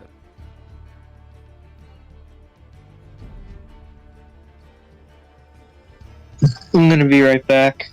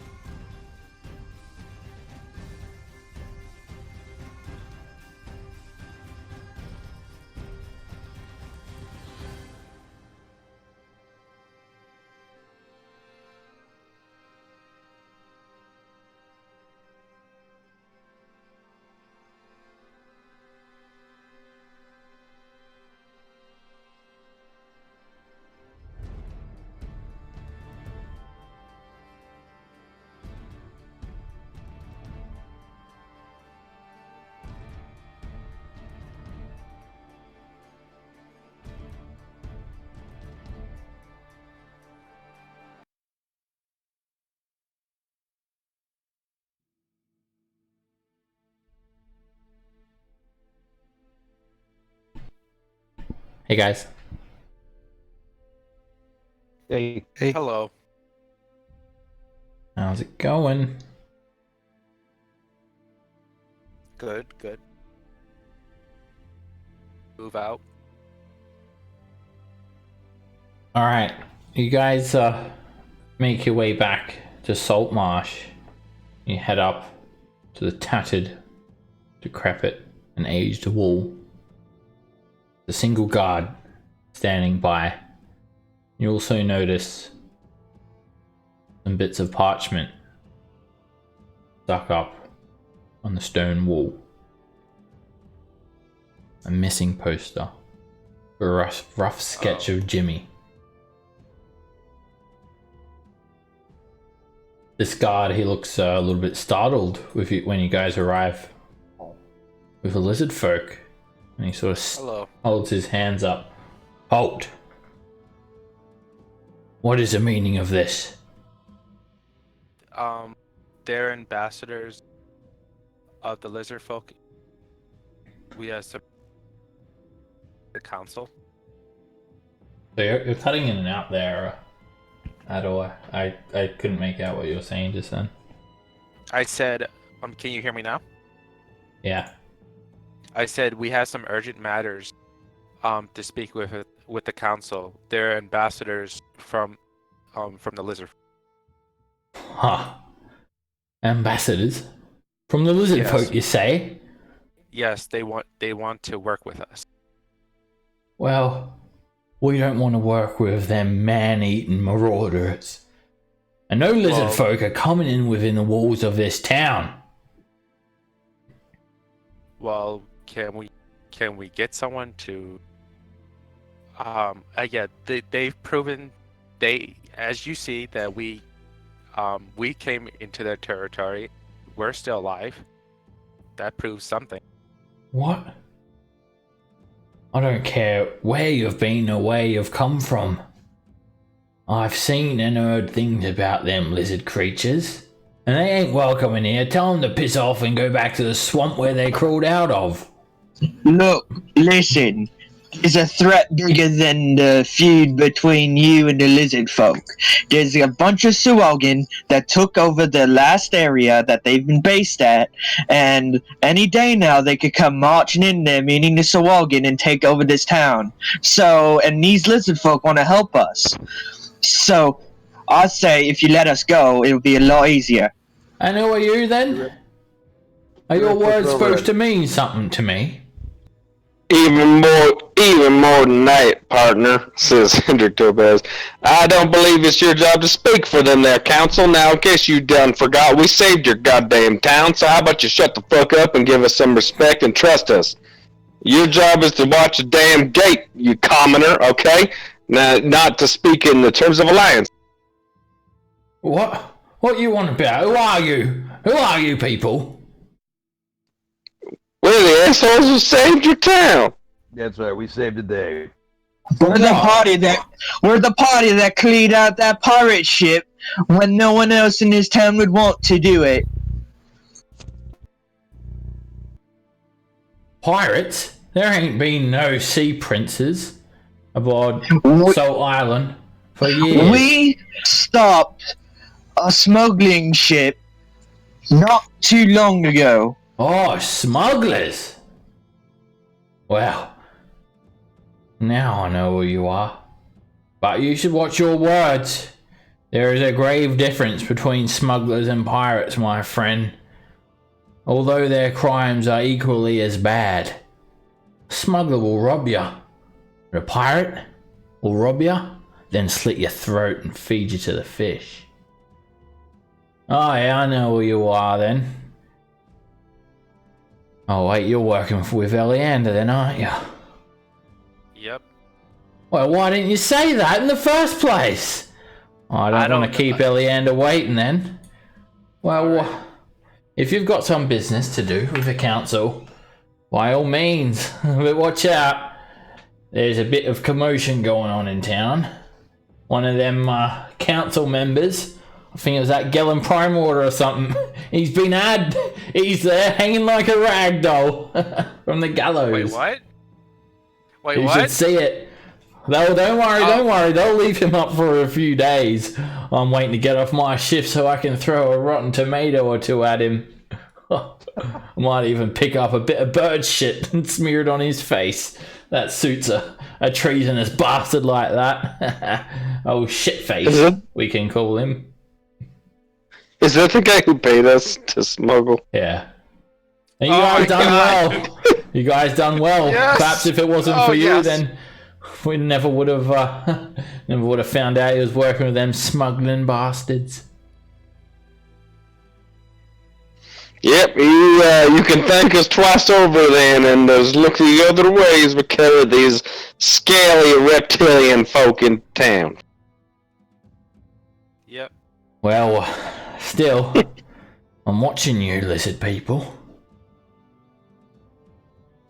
And he looks over at the wanted poster. You know, there's been some people gone missing lately. And I've heard that you like to eat people, don't you? What is this? What is this man doing? He flaps his mouth, and the words that come out are stupid. I just courier them away. Don't you pay him no mind. Don't you pay him no mind. Huh. We are here to meet with your people, so you can help us, and we help you fight our enemy. That's correct, and he ain't our people. And I just keep walking them forward. Alright, Vith and Eartoss, the guard just sort of lets you guys all through, and you head on into the town of Saltmarsh with the two lizard folk. And you guys see the streets are pretty empty. In fact, there's not even that many guards at the actual barracks. When you arrive and you start just making your way towards the council hall, as you make your way up the hill, you see the lizard folk looking very confused at like the buildings and things, and they're just like looking strangely at everything.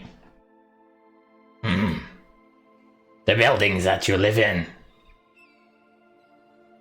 Why do they have colored roofs of color? Why do you use wood to build your walls? Stone and mud is much better. It cannot be burnt by fire. Better. Your people, they cook food on the streets. It must be dangerous. Nope. But the food, it could be taken from any one of your people and eaten. No, actually, we use coin chain thing. So if you want food, you... What? Coins? Where do you get the coins? Do you hunt for them? Sort of. We do jobs and then we get coins. Jobs? Like a guard patrol? Yes. Like what? Yeah. Like And how you find these coins on your guard patrols? Interesting. No. You don't take from the guard patrol. You get paid this if you do a certain task. By whom? It allows you to. Okay, I give him a coin, and then I say buy. I'll show him. I'll buy something, and then I'll give him some meat. Alright, he sort of smiles, okay, and then he starts walking over and people start like screaming, "Oh, lizard folk!" Okay, hold and on. a couple hold of guards on. come like running over, and you have to like basically can't like explain to the guards what's happening and calm the people down. I'm trying to teach him how to shop. Okay, I'm trying to teach him how to shop. His first time in town. He's never been to a town before. They did not like my coins? Why did they scream and run? They're not used to lizard folk. When they see that you got no harm, they won't be afraid of you. Ah. So this coin, who does give it to you? Where do you hunt it? You hunt it? Zilch, help me. Okay, look. So think of this town as one lizard folk, right? What? Lizard How lizard can a folk town care be a about lizard folk? That does not make any listen. sense. You and I poke him in What the do you chest. mean, You listen? care about I always listen. you care about You have the your ability survival. to turn your hearing off? How is that possible? Oh my god. You care about one lizard folk, but this town acts like one being. And the coin exchange helps our survival. So, What? we You have... are making me confused. I want to know. Where do you get the coin? I have the coin. I give the coin to everybody. I'm the coin man. You give the coin to everyone. That does not make I'm sense. coin man. If coins are Don't for worry. food and survival, why do you not keep them all yourself to ensure your survival better? Because the more other people survive, they can help me survive, and I help them survive. Like a tribe, like a herd, like a flock. So, if I do patrols, I will get coins from you, and then I can use the coins to purchase other people to eat.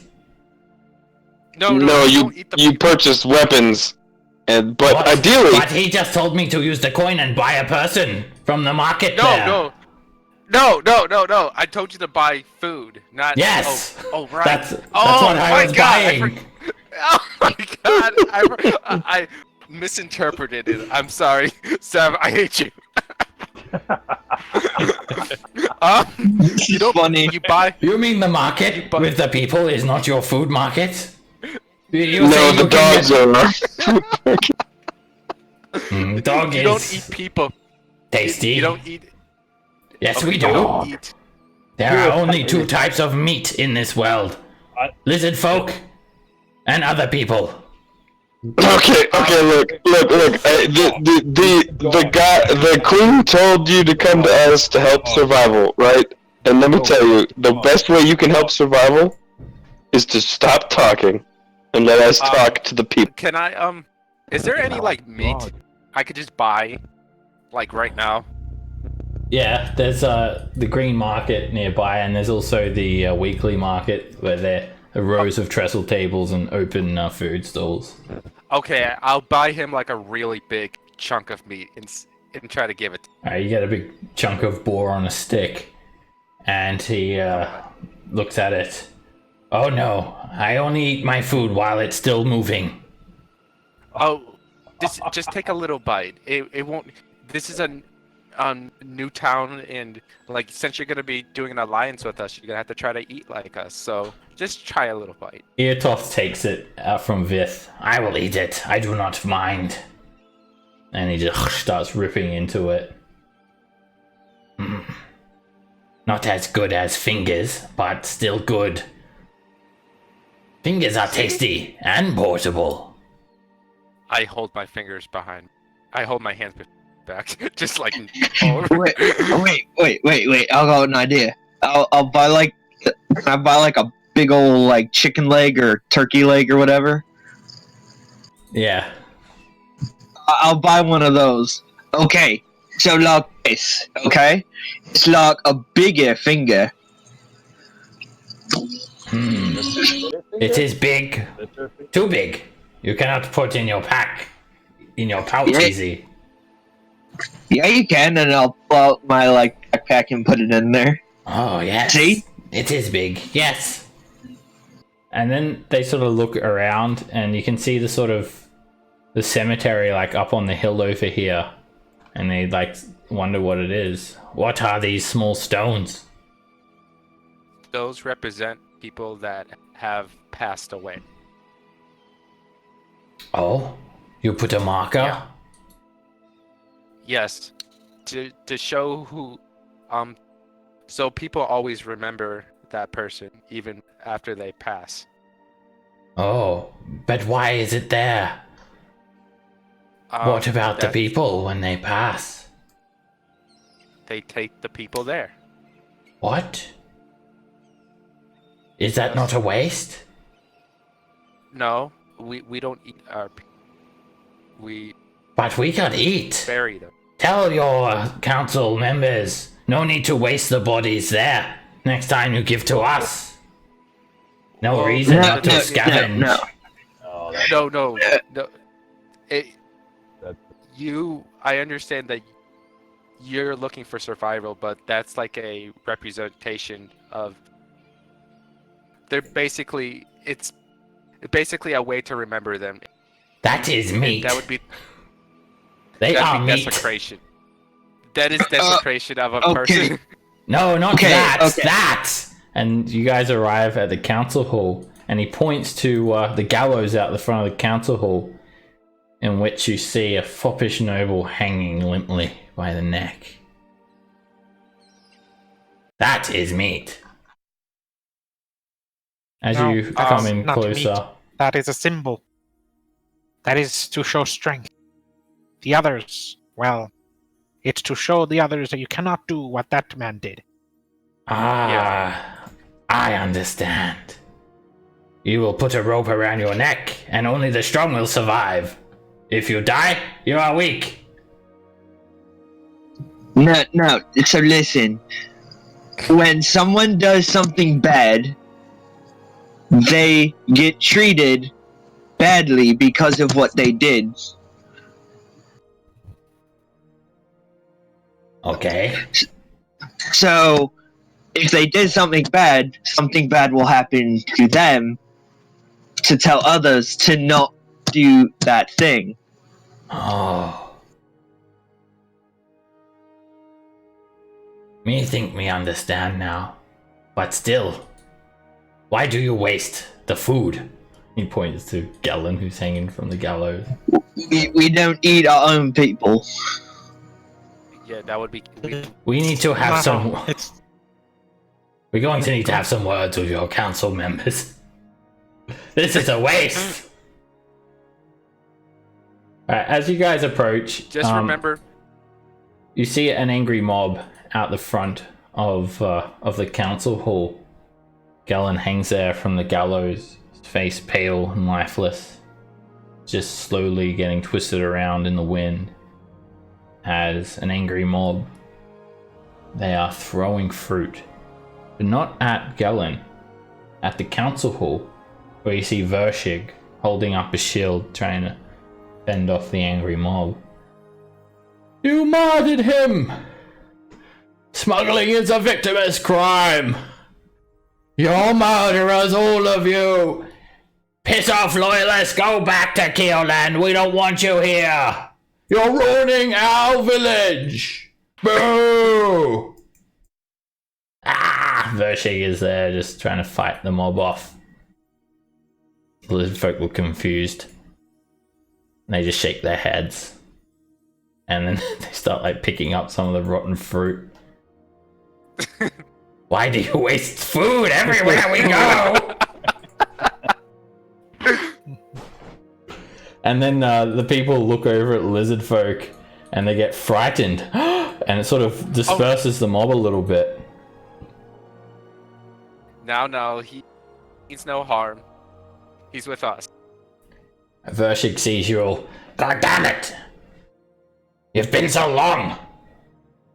I can't hold these mob up forever, especially a mob by myself here. Have you seen Jimmy? Oh. No idea. Well, quick. Right. The council. They're starting to form. Okay.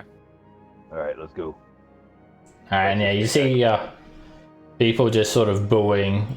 Some people are booing Galen. Like, you see another angry mob come over. And they just sort of yell, Stupid traditionalists! The kingdom is the new way! Go back to your dark ages! You'll all be dead if it wasn't for us! And more guards start to move in, and this is like just an all-out riot breaking out. You guys quickly jump in, and Vershig slams the door behind you all. You head up into the council hall. You see a bit of a lesser amount of council members here. There's just Eleander Fireborn, Ida Oland, Anders Solmore, Scaran Wave Chaser, obviously no Gellon Prime Water, and Manistrad Copperlocks, the dwarf woman. She's not here either. Eleander sees you all. Ah, I have heard word that you were returning. I had my scouts spot you all overhead. I knew with the sudden unrest here that you'd need to make your way hastily to the council meeting. So I took the liberty of forming what council members I can. Unfortunately, Manistrad cannot join us at the moment. She is contending with some matters at the Dwarven Mine. Come in, take your seats. I see you have some new friends. And as Anders gets a look at these lizard folk, he just like panics at first, but then he sort of smiles like he's just understanding what's happening. Oh look! They got some prisoners! And they kept them alive too! We can hang them from the gallows as well! Look! No. Oh, they're even uglier than I imagined! Shut the fuck up for a minute.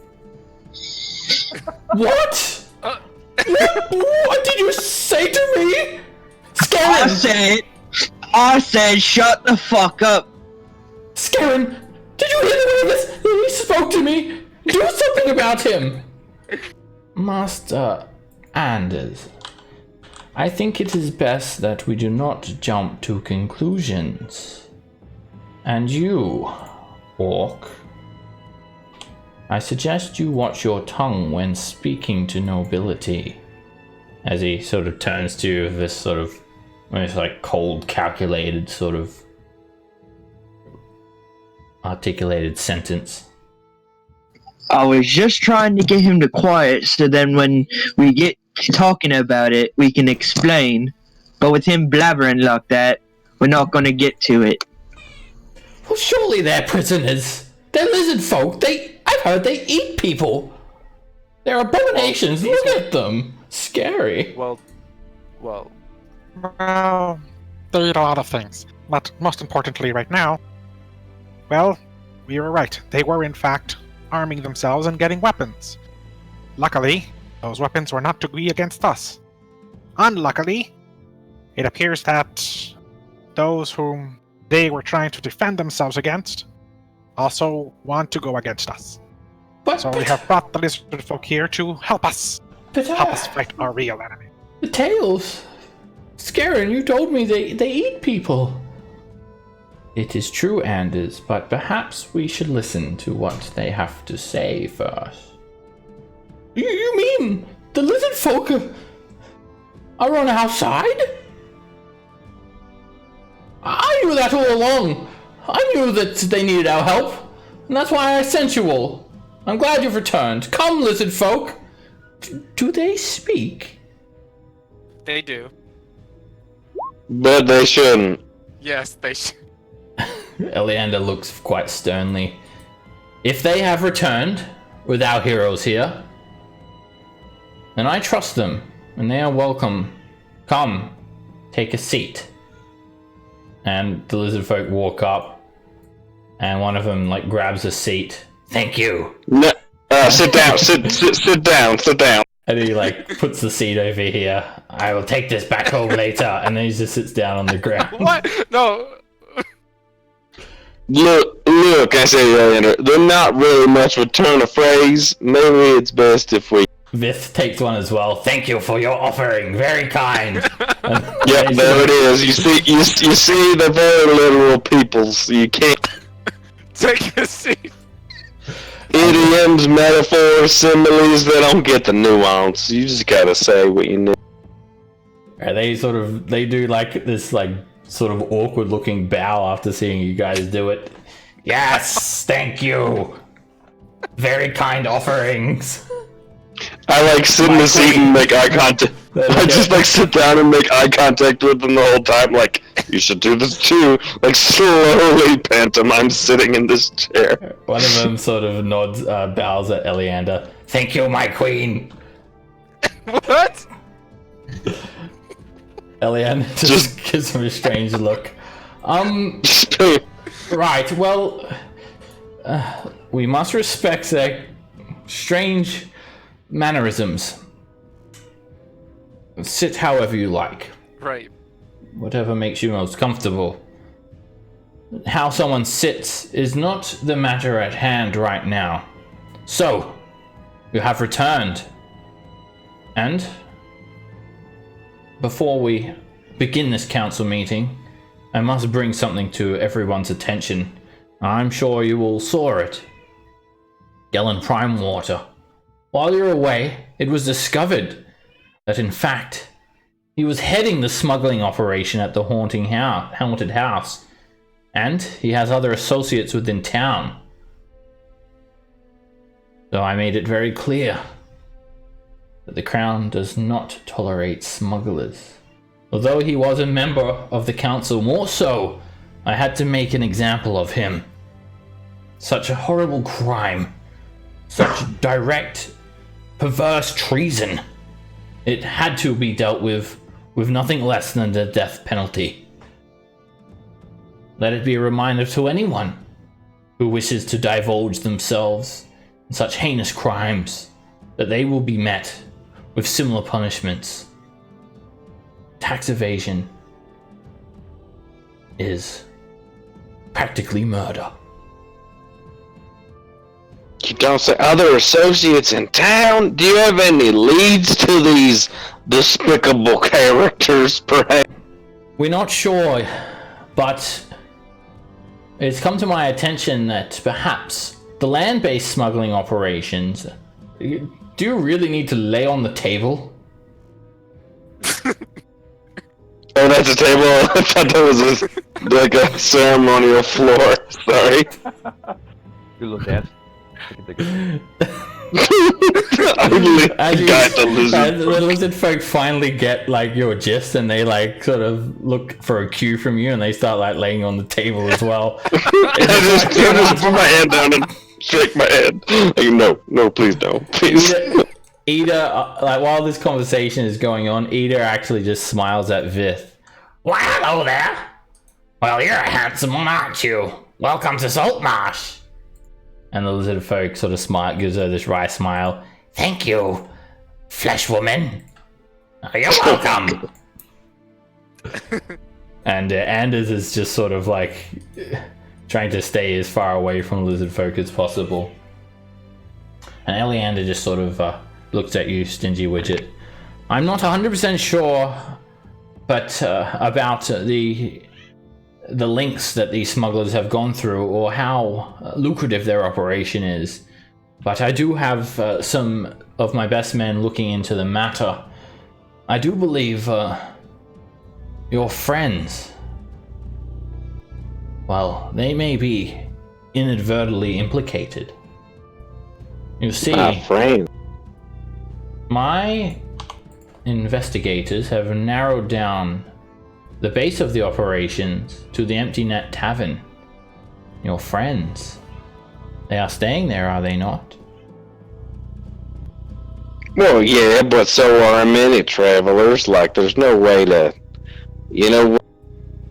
if my friends, leaning close, if my friends really were in and they saw that man hanging from the gallows, you think they'd come back into this here town? Well, that is the thing. They have not come back. They left on a mission for Anders Solmore a couple of days ago, and they have not returned. Quite coincidental, is it not? In fact, I heard that they've made a run with over 100,000 gold worth of manuscripts, title deeds, and promissory notes. So who is he talking about right now? Just out of character. Who do you think? NPCs we played as. Oh, right. Oh, I don't think that sounds... I tell you what, I did see... I'm kind of a nose for this kind of thing. I did notice a poster outside town for a guard gone missing. What's his name here? Jimmy? Jimmy just up and gone missing, left his family? Not leading close. You tell me, you think a family man like that would just leave town on a whim if he didn't think there was something stinky afoot? Make a deception check, stingy widget. I'm gonna use my DM inspiration. Alright, well, Okay, yeah. Can I have advantage?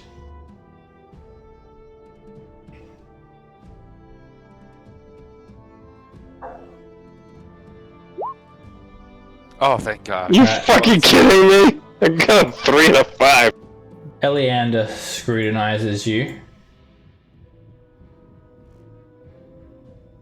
And he just gives you this long stare. 1,000-yard stare. And then he turns to you. You don't understand what I'm saying, do you? We believe that Jimmy was in on the smuggling operation as well. And perhaps the smugglers, they thought he had compromised their operation. Oh, and you thought he went kaput, kaposh, done away with. Yes, I think perhaps he was working with Gellin Primewater. You see, after your brave, valiant efforts on the Sea Ghost, we had gone back and I'd got one of my personal accountants, Crag, to go over the ledgers of the ship. And there was much of the merchandise, the smuggling goods missing. Many barrels of brandy and bolts of silk. Jimmy, we believe that he took some for himself and rode off. Sailed off into the sunset. Kind of. And I hope he doesn't come back. If we do find him, he'll be hanging up right next to Gellin Primewater on the gallows. Well, I don't like to speak ill of the folk without hard evidence, but I am one to trust my gut, and I would say that I think you're on a good trail there, bud. Yes. Slap him on the shoulder. Opportunity can really bring out the worst in people. I'm so glad that I've put my faith in trusted adventurers such as yourself. And Anders sort of like bangs his fist on the table. But what about the ones that stole all the money from Lord Albrecht or me? They went out to the ship and they didn't come back. It's obvious that they took the lockbox for themselves and, well, they're probably off living some lavish life in some foreign land with all of my family's money. Wait. Who went with them? Was it Furilla and all of them? Yes, well, it was some sort of ogre lady. There was a blue elf man. There was, I think it was a druid. Some sort of cow druid. And definitely not a cleric. And some pussy and his wife. Oh. I see that he kind of insulted for a while, and I look at Brazen. Oh, now. Let's not raise ourselves to any conclusions here, especially those, and I walk up, that might result in your immediate or otherwise demise. No, your wife, she's not the cow druid. She's the ogre lady, right? I get right here as well. Like, okay. You actually see I asked him as the tension rises between Barrows and him. You see Scarin sort of just everyone make a perception check. Yes, I'm trying to get Scarin to please calm him down, or please get him to stop talking. Just stop.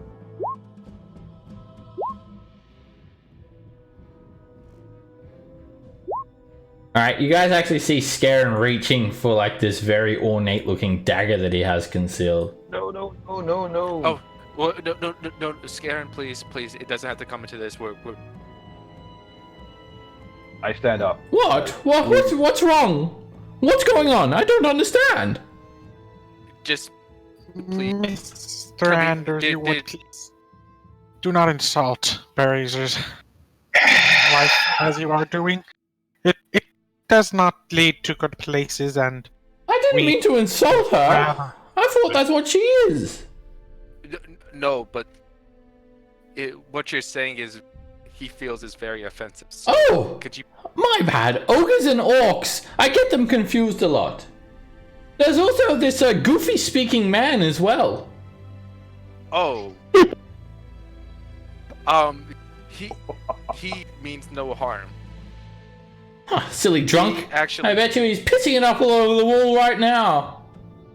I have you know that he actually helped us when we were in Hamlet. All of them did. Well, I think you've been deceived, friend, because it's quite obvious that they've run off with Lord Albrecht's all my treasure. No. Hold on. We're anyway, and I like throw a slab of meat on the table. Look at these here lizard folk. Look how interesting they are. Let's talk about that for a minute. Yes, we'll get back to the smuggling operations. Right now, there's a bit of a bigger issue, like a potential war between those who are trying to destroy both Saltmarsh and our lizard folks Yeah, Ada and our just lizard folk friends' homes and us. Ada just concurs with you, Lair. Yeah, everyone, shut up! Now, I don't agree with what happened to Gellin Prime Water, but we must respect our allies in the kingdom. Now, these are good-hearted adventurers, and if they're friends of the adventurers, I'm sure something went awry. Perhaps they need rescuing.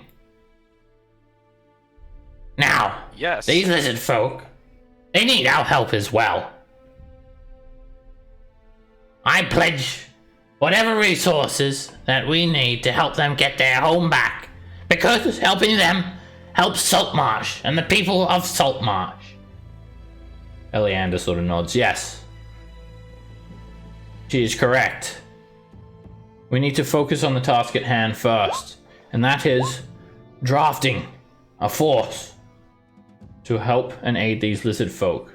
I will write to my king, send word of this potential alliance, and muster as many forces as I can. Over the next coming weeks, we will make preparations.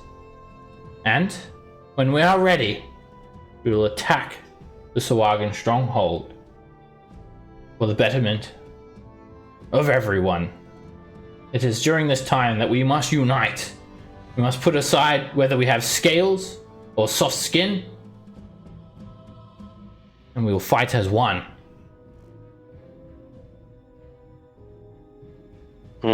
Inspiring. Anders sort of sits back in his seat. Yes, I want to help the lizard people too. Now, while I sort out the mess in town with Gellin Prime Water and muster a force from the king, I suggest you perhaps look into the matter of your missing allies. If they are in need of help, Okay. you must go quick. If they were shipwrecked, they could be stranded on an island, and there's only a matter of days that they can survive if they are low on water.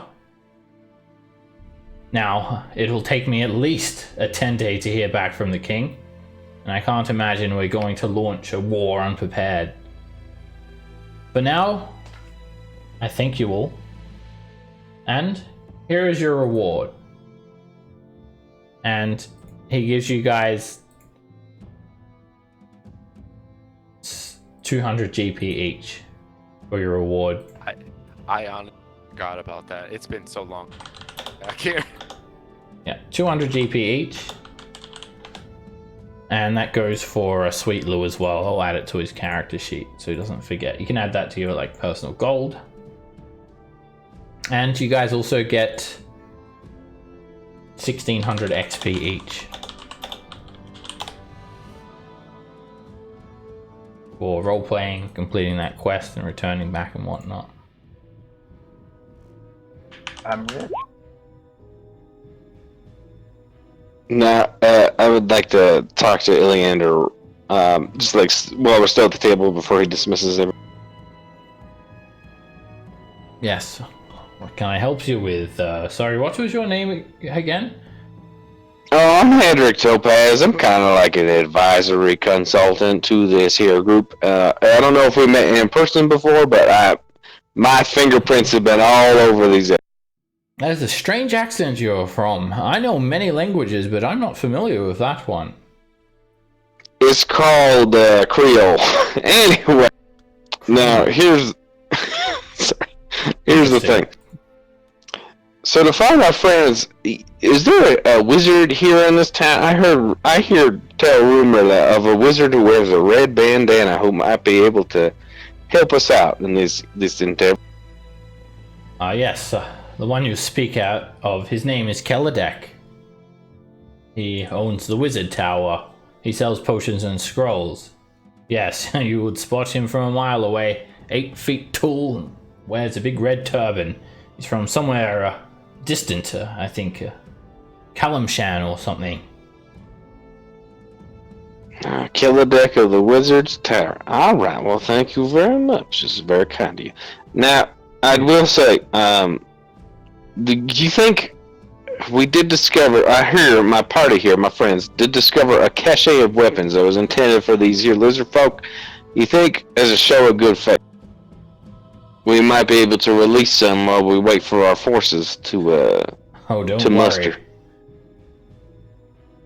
Your lizard people are very fortunate. If I can get the backing of my king, well, we spend no shortage of resources and effort into making sure our men are equipped highly. Good. Your gregariousness does precede you, and you do live up to your reputations. Thank you very much, and good salutations. And then I leave. Oh yes, don't you worry, once we muster our forces, those Sawagan, they're going to wish they never stepped foot in that Lizardfolk lair. But if I may add on what my friend here had said, those weapon caches that we found on the ship, it would go a long way to helping them defend themselves while we await the king's reply. All the possessions on the ship were captured by agents of the crown, but I may be able to pull a few strings and see what we can do. I'll continue to work with your lizardfolk companions here. For now, you're all dismissed, and you'll take no further part in this mission unless called upon. Is that understood? Very well, but if I could advise, these are very pragmatic people. They seem to be highly survival orientated, and as my friend here said, they don't really understand many phrases of speech. Huh. I think they'll understand this. And lizard folk sort of nod. Yes. This is good. I am fluent in many languages. In fact, I know Queen Othicant personally. He's visited once or twice.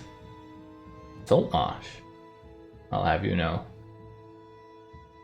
Really sound like I was just slobbering everywhere, didn't it? But it was actually draconic. Oh, I understood that? Yeah, I totally got it. Yeah, it was just saying, like, don't worry, friend. We'll get you some food that squirms that will fill your belly. Well, Salt my grits, you are full of surprises, just even more so than my little friend here, and I rustle Lauren's hair. Now, thank you very much for your kindness. When the meeting is about finished, Bim sort of jumps up in the middle of the table, and I will pledge my entire forces of dragons!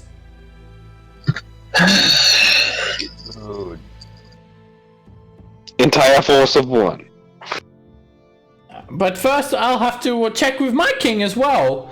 You see, I have all the colors dragons of the rainbow backing me. And if they are happy, then they'll come and kill anyone you want. Right. Yeah. We must get word to them. Companies, we have much work to do. Eleander just shakes his head, and everyone starts leaving. Lizardfolk take the chairs. Take the chairs with them, they just like start dragging them off. And they're given some private quarters to stay in for their stay here. And Eleander sort of meets you guys once more. You're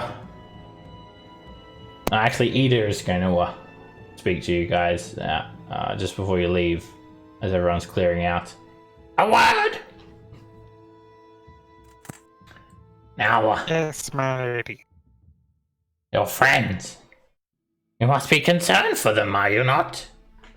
Yeah, I'm Yes. very Yes. concerned because it's my wife.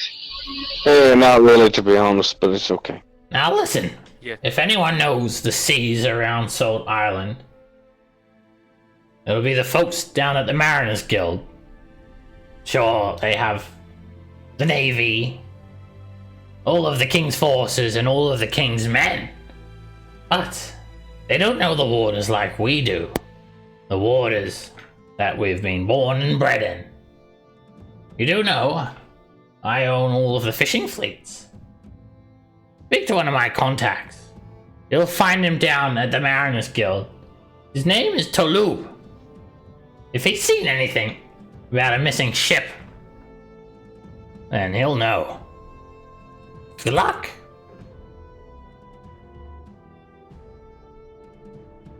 Thank you. Thank you. Master Anders, if you have a moment.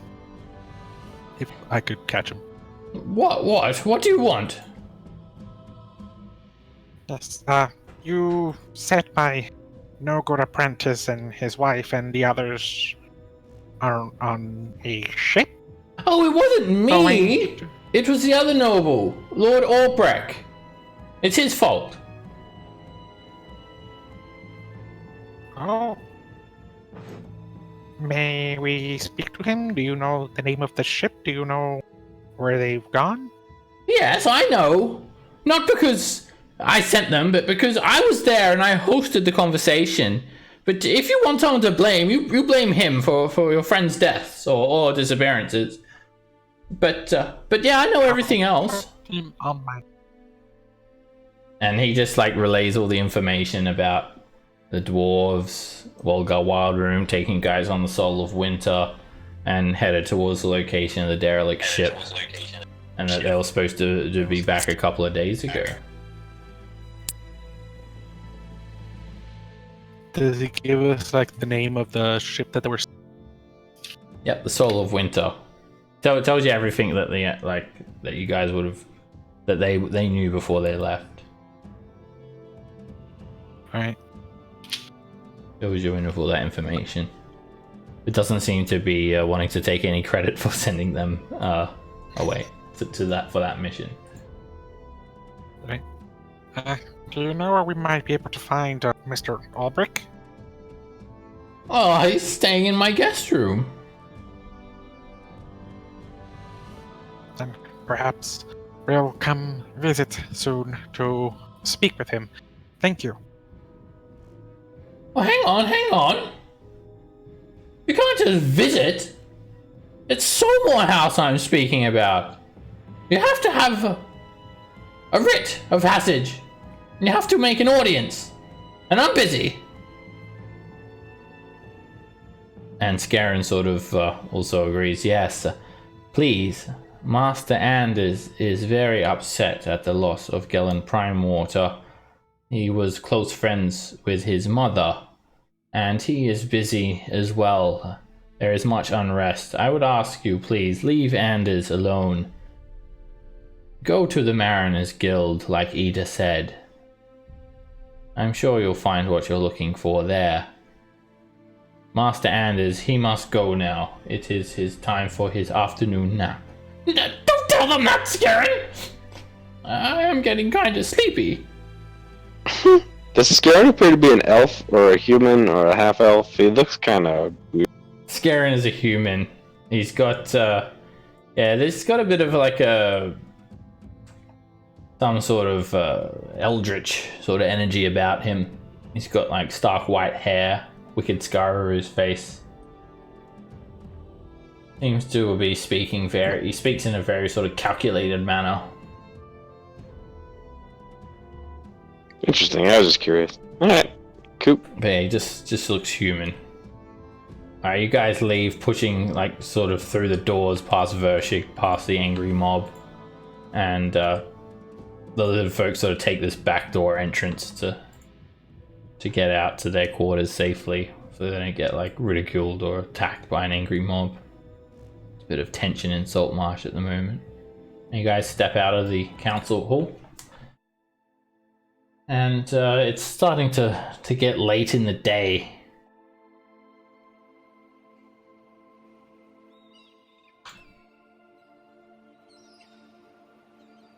So, when you step out, you push away from the mob and you start to see many fishing vessels come back in, docking with their catches for the day.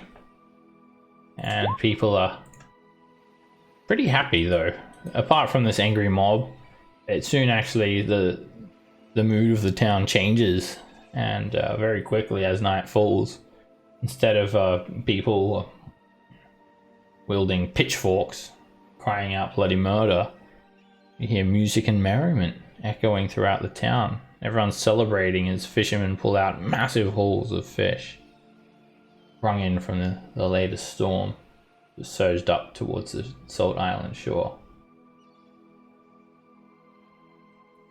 So I'm sorry. How do you spell that wizard's name? Was it Keladek. Keladek or? Yeah, it was similar to the. In fact, when you look at it, it's the command word was his name spelled backwards. And Keladek's tower is number 6 on the map. God, we can kill him.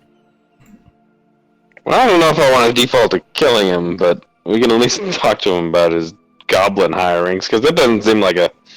Despite what Oriel says, if you hire goblins to guard something, you're not a good guy. Also, Seb, you could order that one great axe. Would that have come in by now? Yes, you go back to the faithful quartermasters of Iuz, back to Captain Zendros, and yep, she's got that great axe for you. Did you pay for it yet, or just for her services? I can't remember. I already paid for it, I believe. Yep, she's got you a nice shining blue great axe, +1. And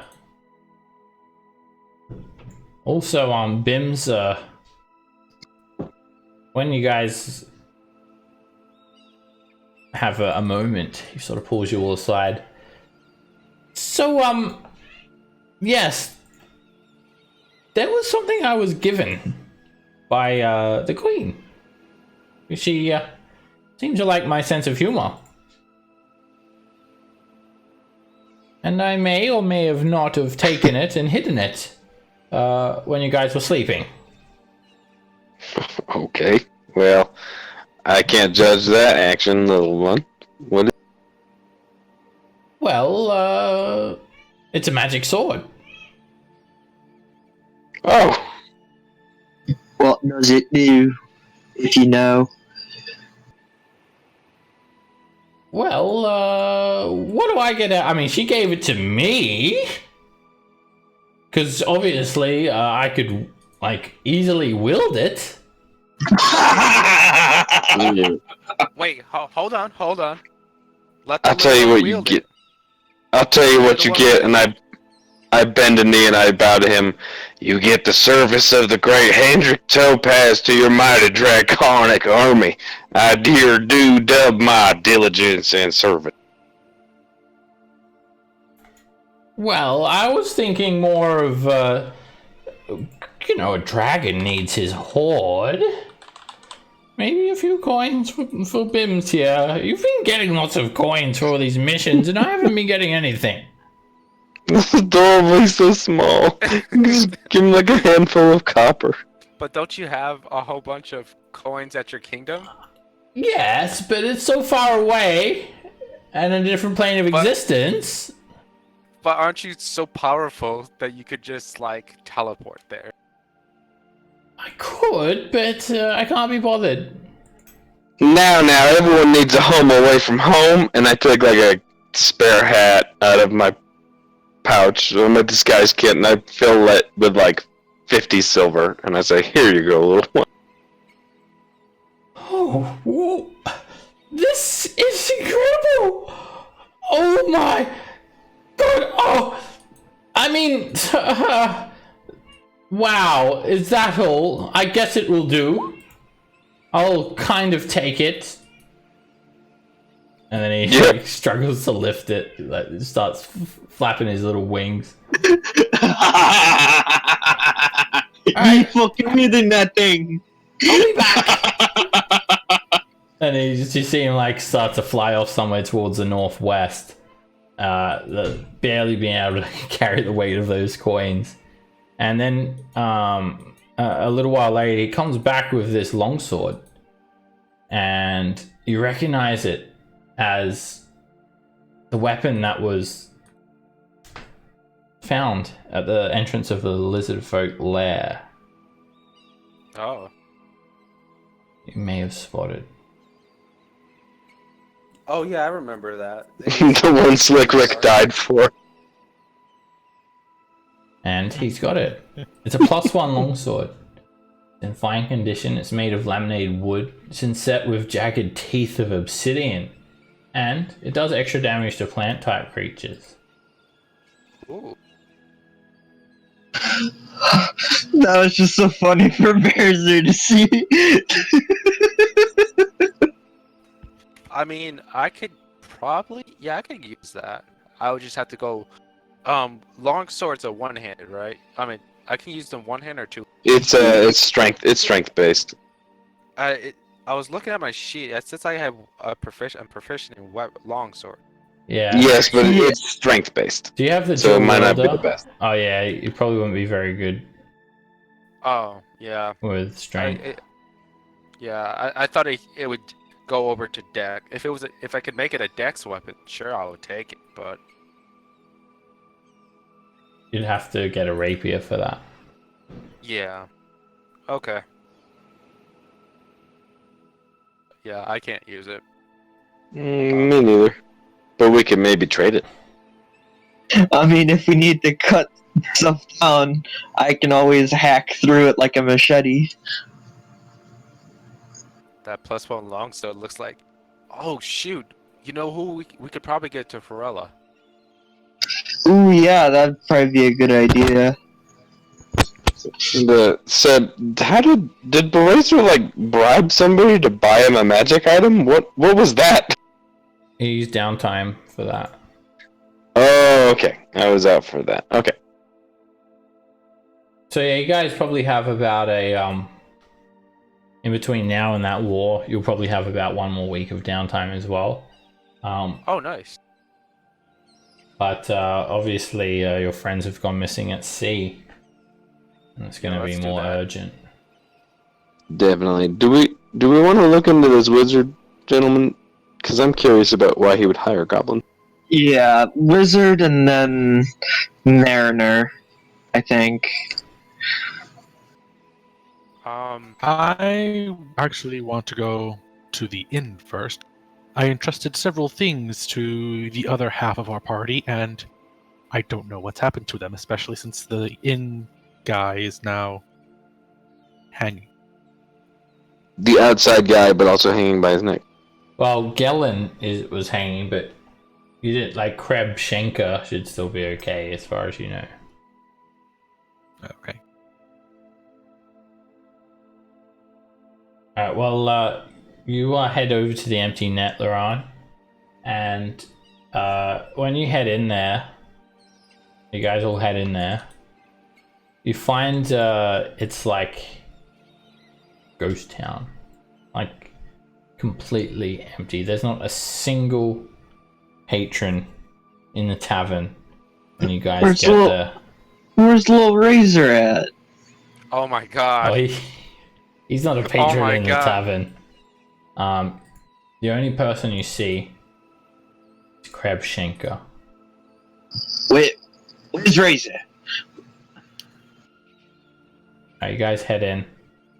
Night has fallen. You see these like sort of dirty lanterns hanging from the ceiling illuminating this empty tavern.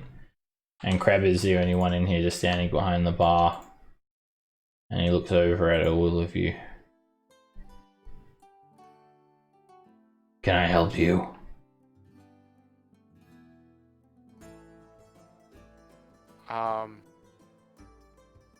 Lorana, was there something needed? Well, I'm just gonna go up to our rooms that I had with everybody else and check on our stuff. Alright, you head up into your rooms and all your stuff is in there. Untouched. Little razor in there. No. Oh my god. Have you seen my son? He looks at you. Gee, you're brave to show your face in here, friend. What are you talking about? Everyone's been steering clear of this tavern. Say it's gonna put a target on your back. You heard what happened, didn't you? Yeah, but I'm not worried because I didn't do nothing wrong. But you did. You and your buddies there messed up our whole operation. What do you mean? Well, if it wasn't for you, don't play coy with me. None of this would have happened. I really don't understand what you're saying. Gee, you really are that thick.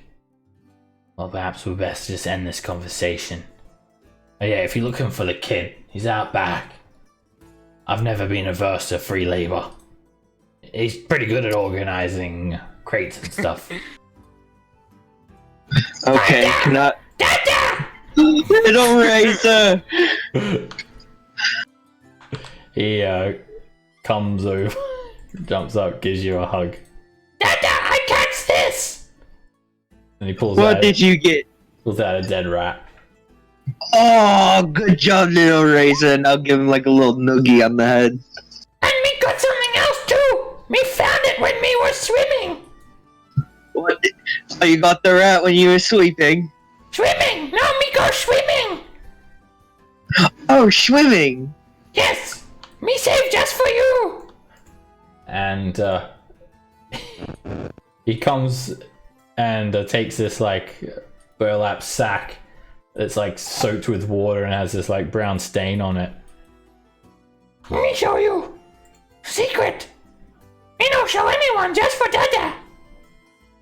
Alright. And he takes his bag and he like empties it on the ground, and it's like an arm, like a human's arm. Oh my god. What you think, Dada?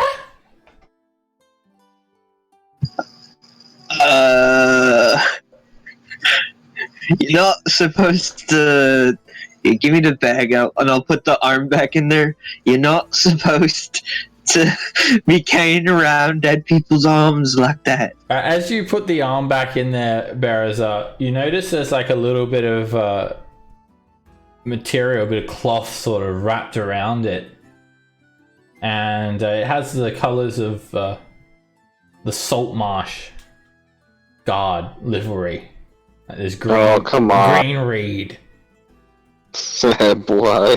Wait. Tonight you're going to eat Dada? No, I'm not... what man did you get this off of? Me found it in the water when me swimming!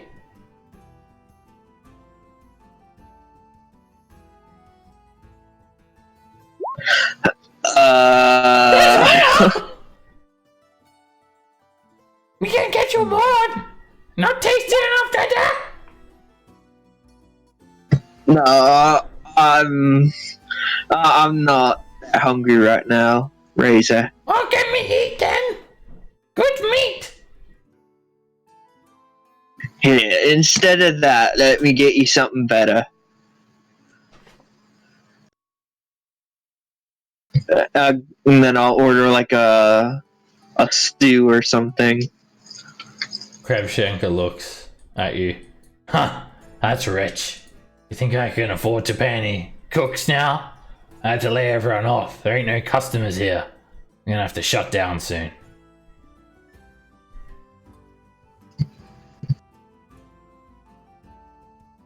Yeah. Let me go get you something, and then I'll see if there's any like food carts around that I can get food for him. We can eat And I'll bring this. him with. And he pulls out the rat again. Me been eating this one every day. Yes, you can eat the rat, but I'm gonna get you. I'm gonna get you a special treat, okay, little one? Oh, Dada keep eat all the big meat for himself. Where's Mama? Mama had to go on a trip for a little bit. She should be back soon. Okay. Maybe we save for Mama. Yeah, let's save a little for Mom. This big meat is good and portable. You talking about the rat or the arm? The fingers. He's pointing to the fingers. No. Razor, you don't eat... You can't eat people's fingers. But it's meat. He does seem to have quite the lizardfolk disposition. I lean into Brazier. Have you considered the possibility that you ain't his fault? What can I do? He's basically my kid. That's true. That's true. You know, Yeah, he's pulling arms out of the river and shit. You might want to get him into some therapy. He's definitely not a half orc, and he's definitely not a goat. Alright. Little Razor. I'm gonna... You have to eat other meat, okay? Okay. You can't want eat me to people. get the other pieces for you, Dada? No, just leave the rest. Okay. The sharky people will eat.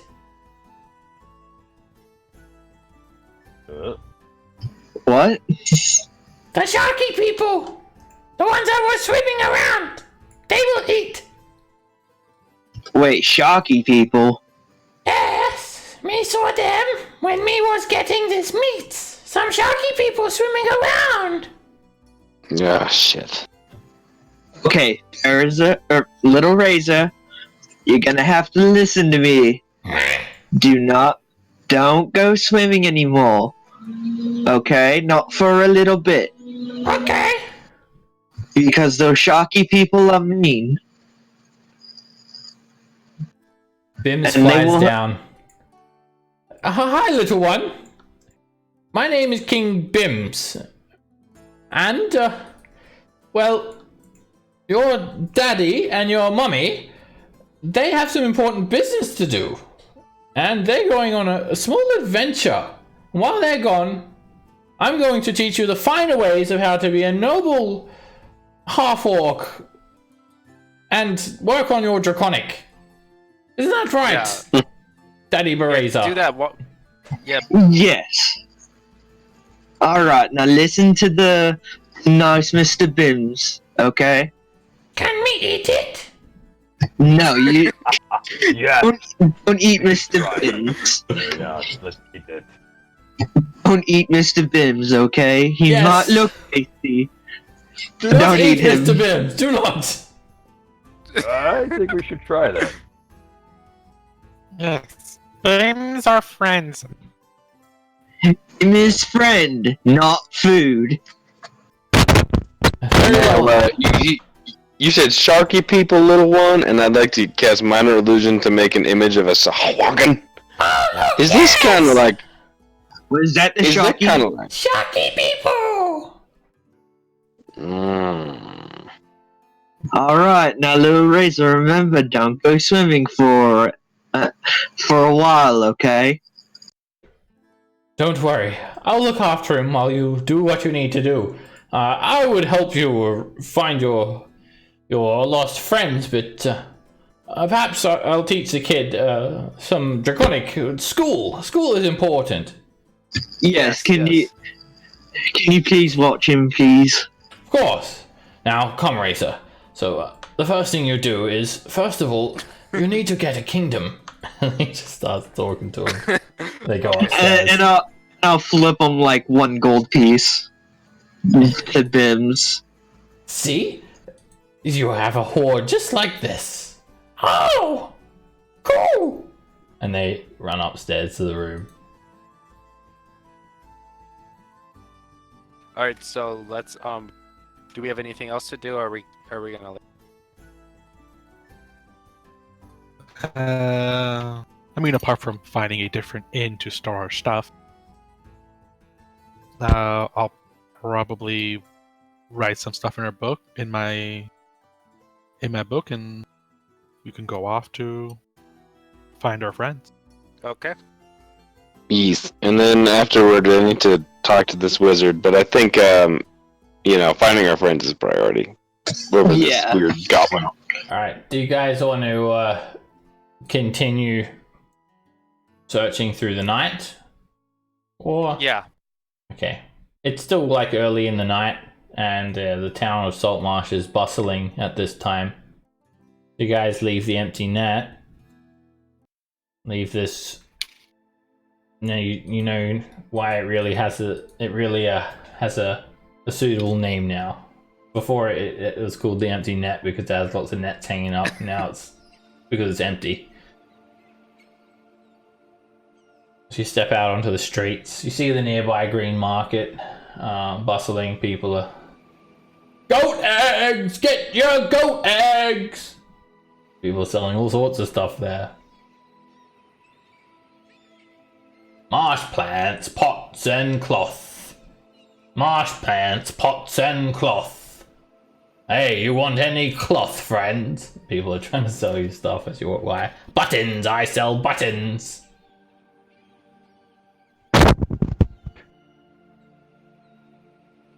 Alright. So we're going to the wizard's place or the mariner? I'd say the mariner because, yeah, definitely. I think that takes priority. Okay. Okay, you guys head over to the Mariners Guild Hall. Mariners Guild Hall is number 21 on the map. You guys head on through there, and it's a. There are many of these similar sort of guild halls up and down the coast. It's a common sort of stopover. Provides a bunk and a meal for a sailor passing through the town. Sea captains will come here in search of crew, as do others seeking news from afar. Guildhall is always an excellent place to discuss seafaring, as well as various threats to navigation along the coast. And it's quite bustling as you guys enter. You head on through the town, people are dancing and cheering and laughing. The sound of music as people are pulling in massive catches. And you just head in, you see all sorts of folk that you'd expect to see here. Pirates, swashbucklers, smugglers, and the likes. Not so much pirates, well, they could be pirates. They won't openly profess that. So you guys head on in, and yeah, the place sort of reeks of cheap ale. And you see quite a few drunkards around the area. And a tavern wench. He sort of greets you all. Welcome, friends. Take a seat. You see like a modest looking tap room with an ash pit. With some seats, benches surrounding it. And yeah, all sorts of seafaring sort of folk, drunkards are around. And they have a variety of different services as well. You see this sort of captain-looking fella. He's got an eye patch, a big wild pirate's hat on, and a big burly man tends the bar. And the services that they offer are like in the Shops of Saltmarsh folder. So, where is it? They do like coach cabs, messengers, ship passage, things like that. And this is a place where you like recruit crew if you have your own like ship. Oh. So everyone seems quite happy and cheery and the mood is good. You guys head in and you sort of get a lot of heads turned towards you. And this one woman sort of turns her head towards you. Like, oh, you're looking a bit out of place, friends. Lost, are we? Something I can help you with, perhaps.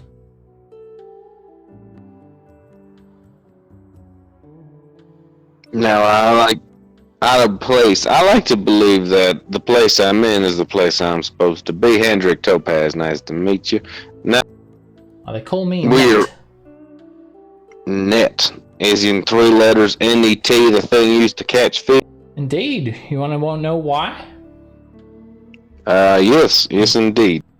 Well, when I was just a little girl, I used to ride aboard my daddy's sailing ship. One day, we hit a reef, and I got thrown overboard. I thought I was going to drown. Luckily, they managed to use a net to catch me. They used a drag net, and they bore me to safety. Ever since then, I got the name Net. And hailed a lot of seawater that day. That's what gave me the love of the ocean. I felt that it was Prokin empowering me with his blessing. Others just say I just had a close encounter with death. So you would call yourself a woman of the cloth, or of the sail in this case, I suppose, as a priest of Prokin. Well, the thing is, I'm scared of the ocean. That was traumatizing for me. I couldn't go back out onto the ocean ever since that happened. So I watch the seas from afar, and I do a bit of work for Prokin, the priest, Welgar, Brian-handed. But you're not in here to talk about my story. What does bring you here? Well, you are quite the insightful one. We here, folk here, we're what you call a wandering adventurer band. We're looking for our other half, as it were. You may know him, the Three-Eyed Owl, his fanciful wife, a large ogre orcish folk, and then also a sea elf. They took to the sea, it seems, about a week ago, and I just, well, I don't know even where to begin. They were seeking a derelict vessel called the Winter Soul or something of that type. And, I think you're best to be speaking to Tolub. He has his eyes on the further reaches of the sea. If there was a ship that left more than 2 leagues from Salt Island, old Tolub would know about it. He works with the Harbour Master. He knows anyone who comes in and out of these shores. Speak to him. He's that man over there. The elf man. The leather coat. That somewhat sinister looking type. Tell me, is he a man of, does he drink? Everyone just starts laughing when they hear that. Does he drink? Yes, he does. Perfect. I always find a man who drinks to be a little more pliable and a little more amenable. And I order a few beers, and I walk over to him with like 2 beers in one hand. Kiar, how you doing there, matey? I want to get a beer too. There we go. Pull up a chair. What can I help you with? I heard if I was looking for the status on a ship that may have left here recently, you'd be the man to talk to, and I do believe that kind of information comes with a price, and I slide him 2 beers. So maybe that might wet your whistle, make you a little more apt to help me. Are you one of them loyalist pieces of shit, are you? I'd expect something like that from a loyalist. Loyal? You mean one of those assholes who thinks that taxes are the way to go? Who would like to limit our freedoms and how we sail and what we carry and keep the logs? Hell no, sir! And I slam my fist on the table. Yeah. The taxman can go to hell. Fuck them Kingsmans. Ever since they come here, they've been a pain in my arse and a pain in all everyone else's arse. And I'm about done with them. Especially after hanging people for no good damn reason.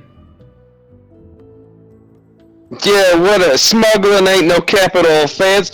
Fuck the tax man, I say, and I toast the bar. Everyone just like, cheers! Every single One person round on races me, and I after that. throw 2 gold on the bar. Friend, Round on. you don't get it. You don't pay for drinks here, friend. And you don't have to pay for information. What drives this guild of us is community. You scratch my back and I scratch your back. What goes around comes around. And the ale, well, that all comes with it. It ends up paying for itself, you see. Me brother is the harbour master. And if you need to know one of your lost friends have gone out to sea, then that information, well, I could not take coin from a man for him to learn what has happened to some of his friends or loved ones, can I?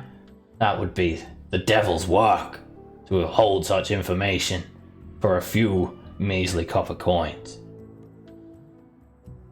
Now, Well, now that you said that, what is of value to you then? Because that's always what interests me about men, is what they value in their heart. well, yeah, I just drink my beer. you intensely. scratch my back and I scratch yours, matey.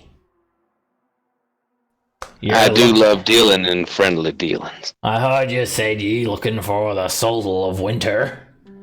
That's a dwarven-run ship. She was due back 2 days ago, but she did not come back from sea. I see now. That might be a tragedy. Now, that is good information, if not all solemn, but if, the Soul of Winter was what our compatriots were sailing on, right? So, Yeah, that was the ship that led you guys to the derelict, and the derelict was called Emperor of the Waves. thank you.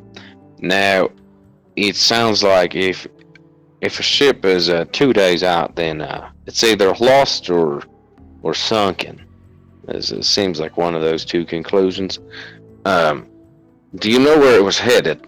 Thereabouts. Well, I know where you could look, my friend. I have an old buddy of mine. He used to work with my father.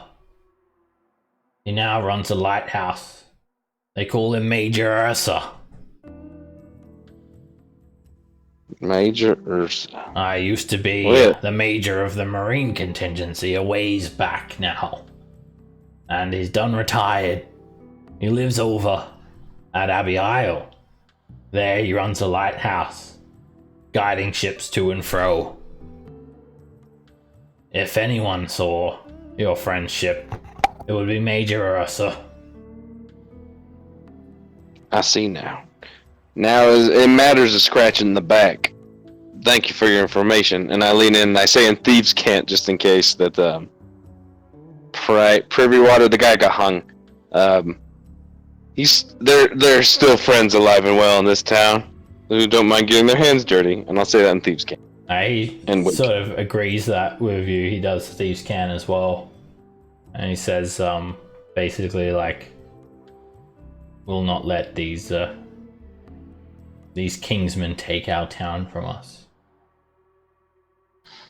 Agreed. Now, since you said that you want your back scratched, what you want us to do to help you? Well, you see, the stretch of water near Abbey Isle is quite treacherous. There's a thick fog that rolls through the region, and it can send even the most steadily steered ships veering off course. Now, the sandy floor near the island is littered with broken holes and lost souls. I dare say that perhaps your friends may have crashed up against these rocks. While the lighthouse at Abbey Isle is good, there's another island nearby called Skull Island. And, well, we've been trying to get a new lighthouse built there for years now. It's a much better vantage point. But it's home to evil clerics that follow the bitch queen. And pirates that visit. Too treacherous. Now, you seem to be adventurers in that. I need a group of like-minded individuals to clear the way, if you know what I mean. Anything to help get my wife back, I'll do. Of course. And 2,000 gold pieces for your troubles. Oh, that'll do. I Great. thought you said earlier that you wouldn't hold anything back for, to hold a man's family back. I wouldn't. And to risk your lives, I think that's worth something, is it not? Yeah. I do agree. And I'll pull the onyx knife that we took from that weird witch's place. It's just like a unique looking knife. It's of no use to me. I'll slide it across the table to him and say, if this knife should find its way back to me with like a note or a job, I might be willing to take it. Basically, I'm trying to leave like a business card. And what was your name again? Hendrik Topaz. I'll see to it. Alright, and here you go for helping us, and I'll give him 5 gold as well. He just sort of shakes his head. I'm not gonna take your coin, friend. But have you know this? The Mariners Guild will offer 2,000 gold pieces to anyone who clears the Skull Island. Oh, I can drink up that one. Alright, if your friends crashed up against those rocks, my friend, then they may be in some danger. The island's not too far from here. I'd suggest waiting till the morning and rowing out, lest you meet a similar fate. The fog. You won't be seeing the lighthouse in all of the fog. You'll be crashed up against the rocks for sure. Get some sleep. Head over there in the morning. You can meet with Major Ursa. And I'm sure he'll explain a whole lot more to you. Alright.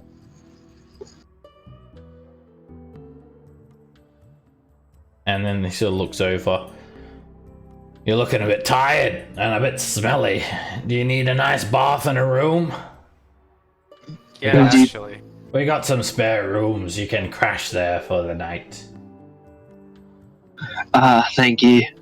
Everyone's pissing up and staying at some of the more finer, well attended taverns tonight. Been a good catch, you know. Would you mind if I go get my son real quick and have him hang out with your crew just to take care of him while I'm out? Aye, of course, we'll look after the boy. Ha! He'll learn how to sail before we know it. Alright. So then I'll go set out to get Razor and... Fuck, I can't remember his name. You get Razor and You just said Bims. his name. Yeah. And Razor's like, Tata! I'm a king! I'm a dragon king! Yes, you are. Now, these nice people here will be with you and help you, okay? Okay. And then Tolub's like, hey boy, you ever seen someone devour a whole bucket of fish heads? Well, my friend here's Skull. He's sort of known for it. Oh, that sounds like fun! Fish heads! And then people start gathering around as Skull puts this like bucket of fish heads and just starts devouring them one by one. People are cheering. Like basically doing a challenge, like eat as many as he can in a short amount of time. For how bad the situation is, Bears are for crack a smile at that. Alright, you guys will take a long rest. And you get just shown to some very, very basic rooms. It does the job. It has a bed and a footlocker for your belongings. Also draw a bath and get the smell of the swamp off of you. You wake up the next morning. Yeah?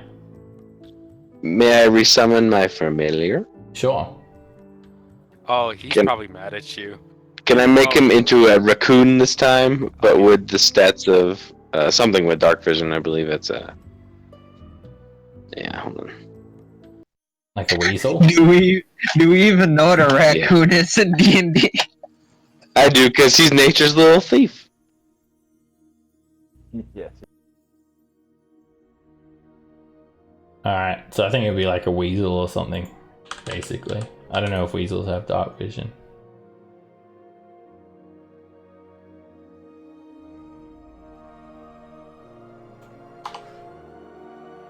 Alright, so yeah, I don't think there is a raccoon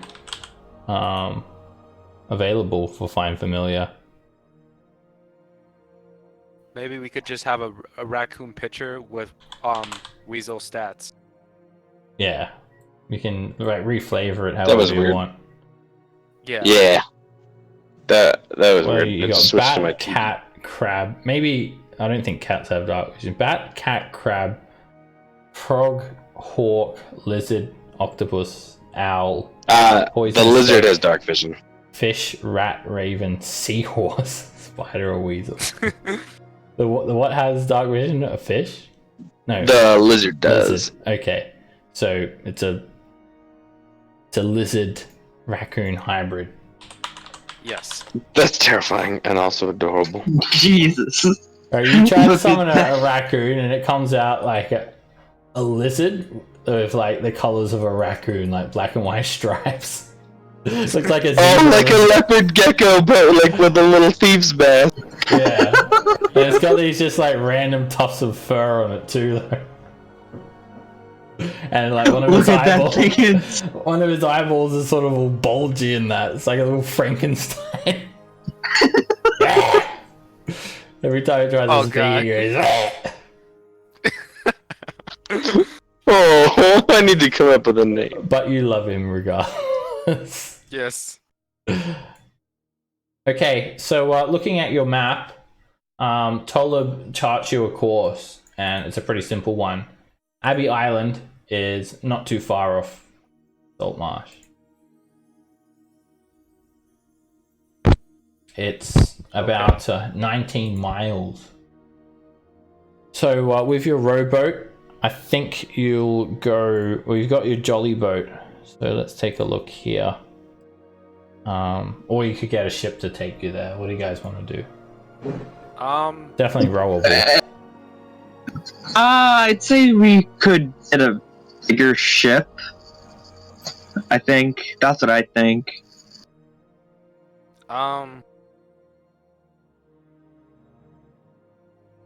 If we get a bigger ship, It'll take you 7 hours to get there by jolly boat. Or they can you can do a ship's passage and it'll cost you like 40 silver each. But then you won't have a way to get back. I think jolly boat. Yeah, since we can roll it back now. Okay. You guys want to do anything else before you leave Saltmarsh? If you want to like put in like an order for a magic item, you could do that now. With like everyone has 1 week of downtime. Oh, I would like to do that. If you can put in an order for it, but it takes a week. Oh, I get it. Okay. I would like to do that for Goggles of Night, if that's possible. Yeah. So everyone has 1 week of downtime. So keep track that you're gonna have that in between now and when you're gonna go to war with the Sawagan. So finding magic items is. Let's take a look here.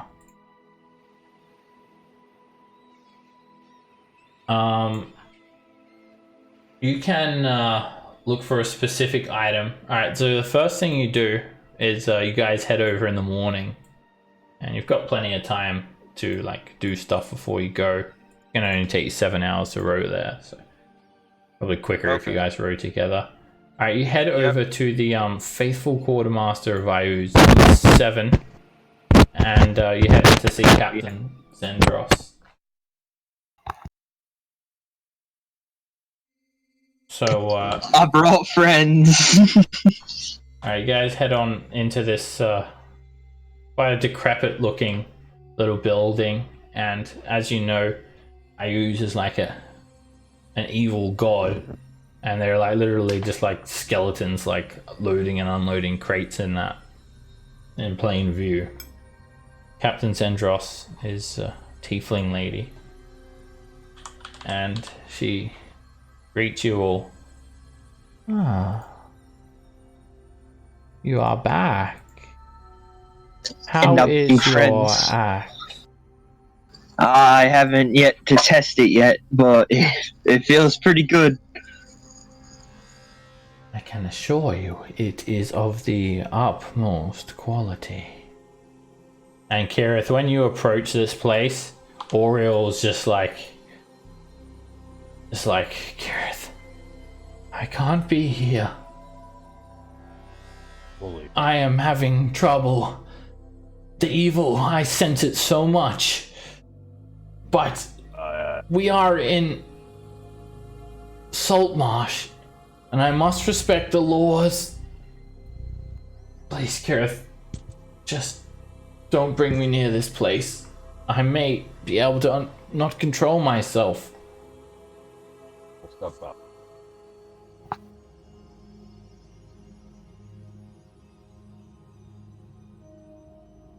Damn, I don't shopping. I thought every woman liked I love shopping. But wait, do you think they have magical handbags? It's quite possible. If that could be something. Well, maybe if you just keep me sheathed or something, and so I can just hear, then we can just sort of overlook it just this once. Fine. We will go back again. But wait, Any last? Well, let's go. I'm not sure if I want to go. Are you hungry? Go back. What do you Yeah, feel food in like? here. What do you feel like having for dinner? Right now, I feel like having bro. What about you? Oh, I'm not sure. I can't decide. I can't either.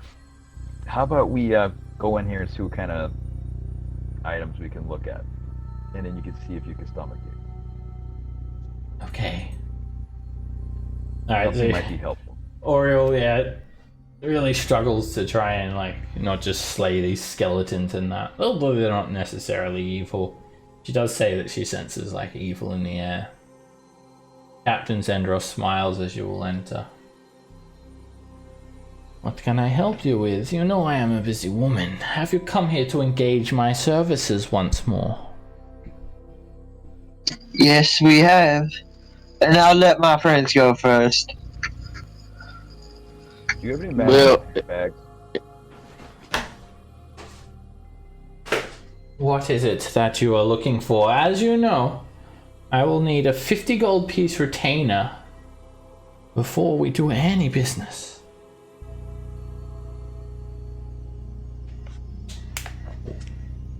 Go ahead, Kira, with your handbag.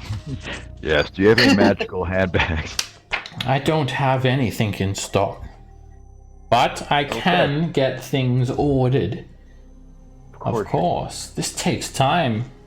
You'll need to come to many meetings over a week. As I meet with buyers, I organize shipment for the item, whatnot. You're looking for a bag, are you? I think so. Yeah. Yes, I could get a special bag.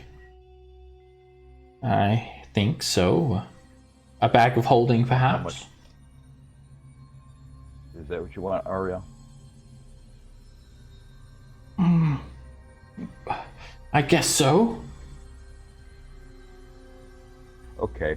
First bag of holding. How much would it think it would end up cost? Are you sure you don't want something a bit more fun for your friend there? Like a bag of tricks, perhaps? My friend are you talking to? The sword that you're speaking to. Sentient, is it How do not? you know I'm... And how would you know that? She smiles. I know a lot that you don't know. Yeah, let me see. I sense some evil. Do I know a lot that you don't know? Well, perhaps it's coming from within you. Perhaps it's just something in the air. My sword would love to... Sometimes I can't really control her, you know what I mean? So this handbag you're talking about, what would be a good bag for a bag of holding? You said 50 gold pieces? That seems a little high. Oh no, 50 gold pieces is just for engaging with my services. The bag itself will cost much, much more. I see. Again, this evil. You can taste that in your mouth. I can't really hear you that clearly, cause... Oh, sorry. I don't know why it's not coming out.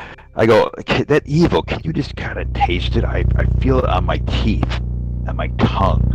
You know, it's kind of like I just want to get at it. I gotta tell Oriel to relax a little bit, because I'm getting a little excited about this. So this bag of yours, what are we talking about? Well, I could get you a bag of tricks. It'll be 50 gold pieces to engage my services, and 300 upon completion of the transaction. And it'll take me 1 week. But I cannot guarantee that it will come safely. There may be complications and it may take longer. Such as? Well, the tides are ever changing. People change their minds just like the ocean tides.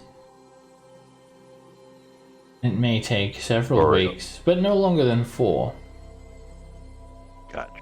Oriel, you have a choice. Bag of tricks or bag of holding. Oh, bag of tricks sounds really good. Do you think it'll match my pommel? I think it would. But if it does, it'll look fabulous. We'll be just fine. Okay then. Alright. I'll order the bag of tricks. Alright, so it's a 50 gold piece retainer, first of all. Okay, I'll deduct that. And then... currently have... It looks like lots of gold. So... Alright, then she will work on getting that for you, and basically she does like all the searching for the item and whatnot. You have to go to like quite a few meetings and stuff. That's all sort of done. Exciting. That's all done behind the scenes, of course. It's just downtime. And I'm sure Oriel would love it. It's going to take 2 weeks to get the item. 2 weeks. Okay. Yeah. So next time you have, so it's 1 week of downtime. You get down, and then whoa, what's going on with your mic there? It's like going crazy. Sorry, I just dropped it. Sorry. So it's 1 week. It'll cost you your 1 week now, and then when you get another week, you'll be able to come and pick it up. Okay. Make a note of that. I'll make a note of that. And are we negotiating the final cost, or is the final cost hard set? There's no negotiating with Captain Zendros, and she doesn't how much seem is that she can be intimidated. Well, How for much now, you've just paid the 50 GP, and then you pay And the the rest final when you buy it. It'll be 300. I just want to make sure I have enough. Okay. It'll be 300. Okay. There, Ariel. We have a present coming for you. Oh, you're so kind, Gareth. Now, I must get away from this place. Okay. Goodbye. Thank you. I walk out. Goodbye. Good luck. 350 gold. Less rich. All right. Would anyone else wish to engage my services? Yes. I have bad eyes that do not see in the dark very well, and I hear rumor of magic items that can help them to see in the dark pretty well. So I think. You're talking of goggles of night. Yes, I believe that is what they are called. She takes out a ledger and starts looking over it. Goggles of the Night. I don't think I have any shipments of them arriving. Let me just check another page. She flicks some pages. Goggles of the Night. I do not have any of those coming in, I'm afraid. I won't be able to get them for you. What about? There's rumors in certain circles of gloves that make what do I say that help make other people's pockets lighter. If you get what I'm saying, gloves of thievery, maybe. Gloves of Thievery. Ah, yes. 82A. Yep. I may be able to get them for you. Of course, it'll cost you 50 gold pieces to engage my services. Easily done. And I put them on the table. Excellent. I'll get back to you. I'm guessing it's going to take 3 weeks. Okay. That's well worth the wait, I think.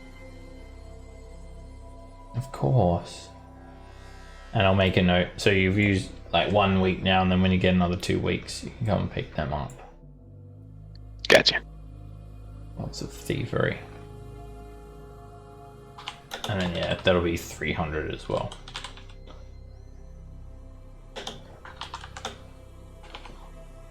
Anyone else wish to engage in my services?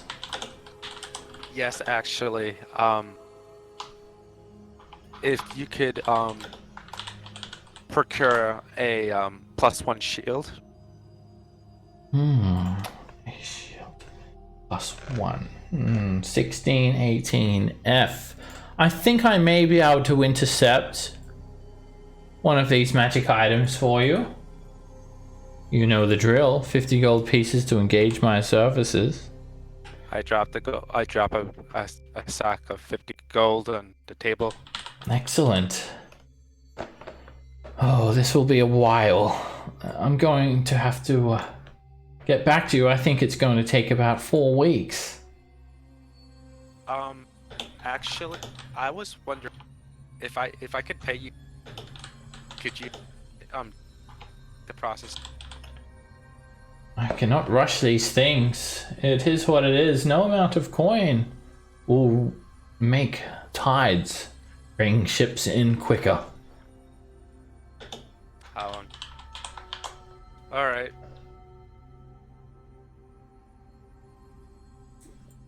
Come back in about 4 weeks and I'll have it for you. Does anyone else wish to engage my services? Laurent, do you want to go first? Of course, you can always, if you want something hasty, you could take your luck and just see what I have on hand. I can't guarantee it'll be something you want, no. Things, they change quickly. What do you have on hand? Well, nothing at the moment. Of course, even if I do have something, it would take me a week to procure it. So I could have a look at my ledgers for next week if you would like. I am interested. I think that's worth 50 gold. I didn't know that was a thing. I'm afraid you're going to be caught up with the many meetings over the next week, so you simply will not have the time yourself. Yes, you're expected to go to multiple meetings. These items, they are extremely rare and sought after. This does make sense. Okay. But if you are interested, next week I'll be getting a deck of illusions. I mean, if one of your friends wants this to be your associate and go to the meetings for you, by all means, I'll be getting a deck of illusions, a circlet of blasting, some low-level spell scrolls, a potion of hill giant strength, a potion of mind reading, potion of vitality, and a spell scroll of Earthquake. Oh wow. Someone has pissed someone else off. Oh man, if if Laron didn't have anything else in mind, I whisper in his ear, "The Deck of Illusion sounds really cool." Love to, but I've got some trading to do, and I'm afraid my week is. You do you, buddy. Need any meetings?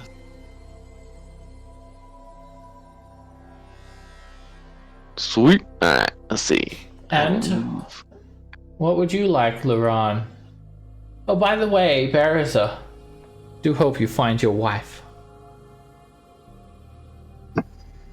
I'm not going to question how you know it. I just know that you know many things, and thank you for wishing me luck.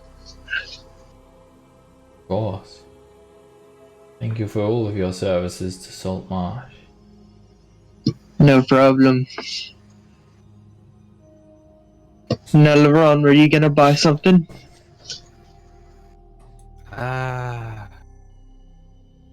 Said it was Earthquake and Circulative Blasting. Yeah. Some potions. Or you could just get a specific item. It may take many weeks. I want to finish my alchemy training. Very well then. Come back and see me soon. He smiles. I wish you the best of luck finding your friends. I thank you, Paladin. Alright, as you guys put in the orders, you leave. Go find your jolly boat down at Oleander's and start rolling. I was gonna get something. Oh yes, you've still got another week now, Bariza. Oh, there's something you'd like before we go. Oh, yes. I was wondering, would you have anything magical that would let me swim better underwater and breathe underwater? Items like that, they are highly sought after, given our location and all. I might be able to get you a trident that can command fish. Do you like fish? Not particularly. Alright. Well, Cloak of the Manta Ray, they're all being bought by other people. I think you might be a bit hard pressed there, friend. I don't even think there are any mariner's armor coming in. Don't have anything like that, I'm afraid. Oh, that's okay. What about a nice suit of nothing? You don't wear a armor. And nakedness. Nice suit of nakedness. Sitting on you. What about that potion of strength that you were talking about? Oh yes, the potion of hill giant strength. Let me just take a look at that. Let me just check the rarity. Let me just take a look. And she pulls out this book. It's called... Was she typing on a computer? It's called D&D Beyond. She pulls it up. The arcane computer. Oh, it's only uncommon. Ah, yes. It is a consumable item, so I can get that for you for 150 gold pieces, plus 50 for my services. 200 in total. Alright, I can do that. Very And, well. Don't tell the others, but I have this one on hand. Just for you, Bariza, because I want you to get your wife and friends back. It's in everyone's interest.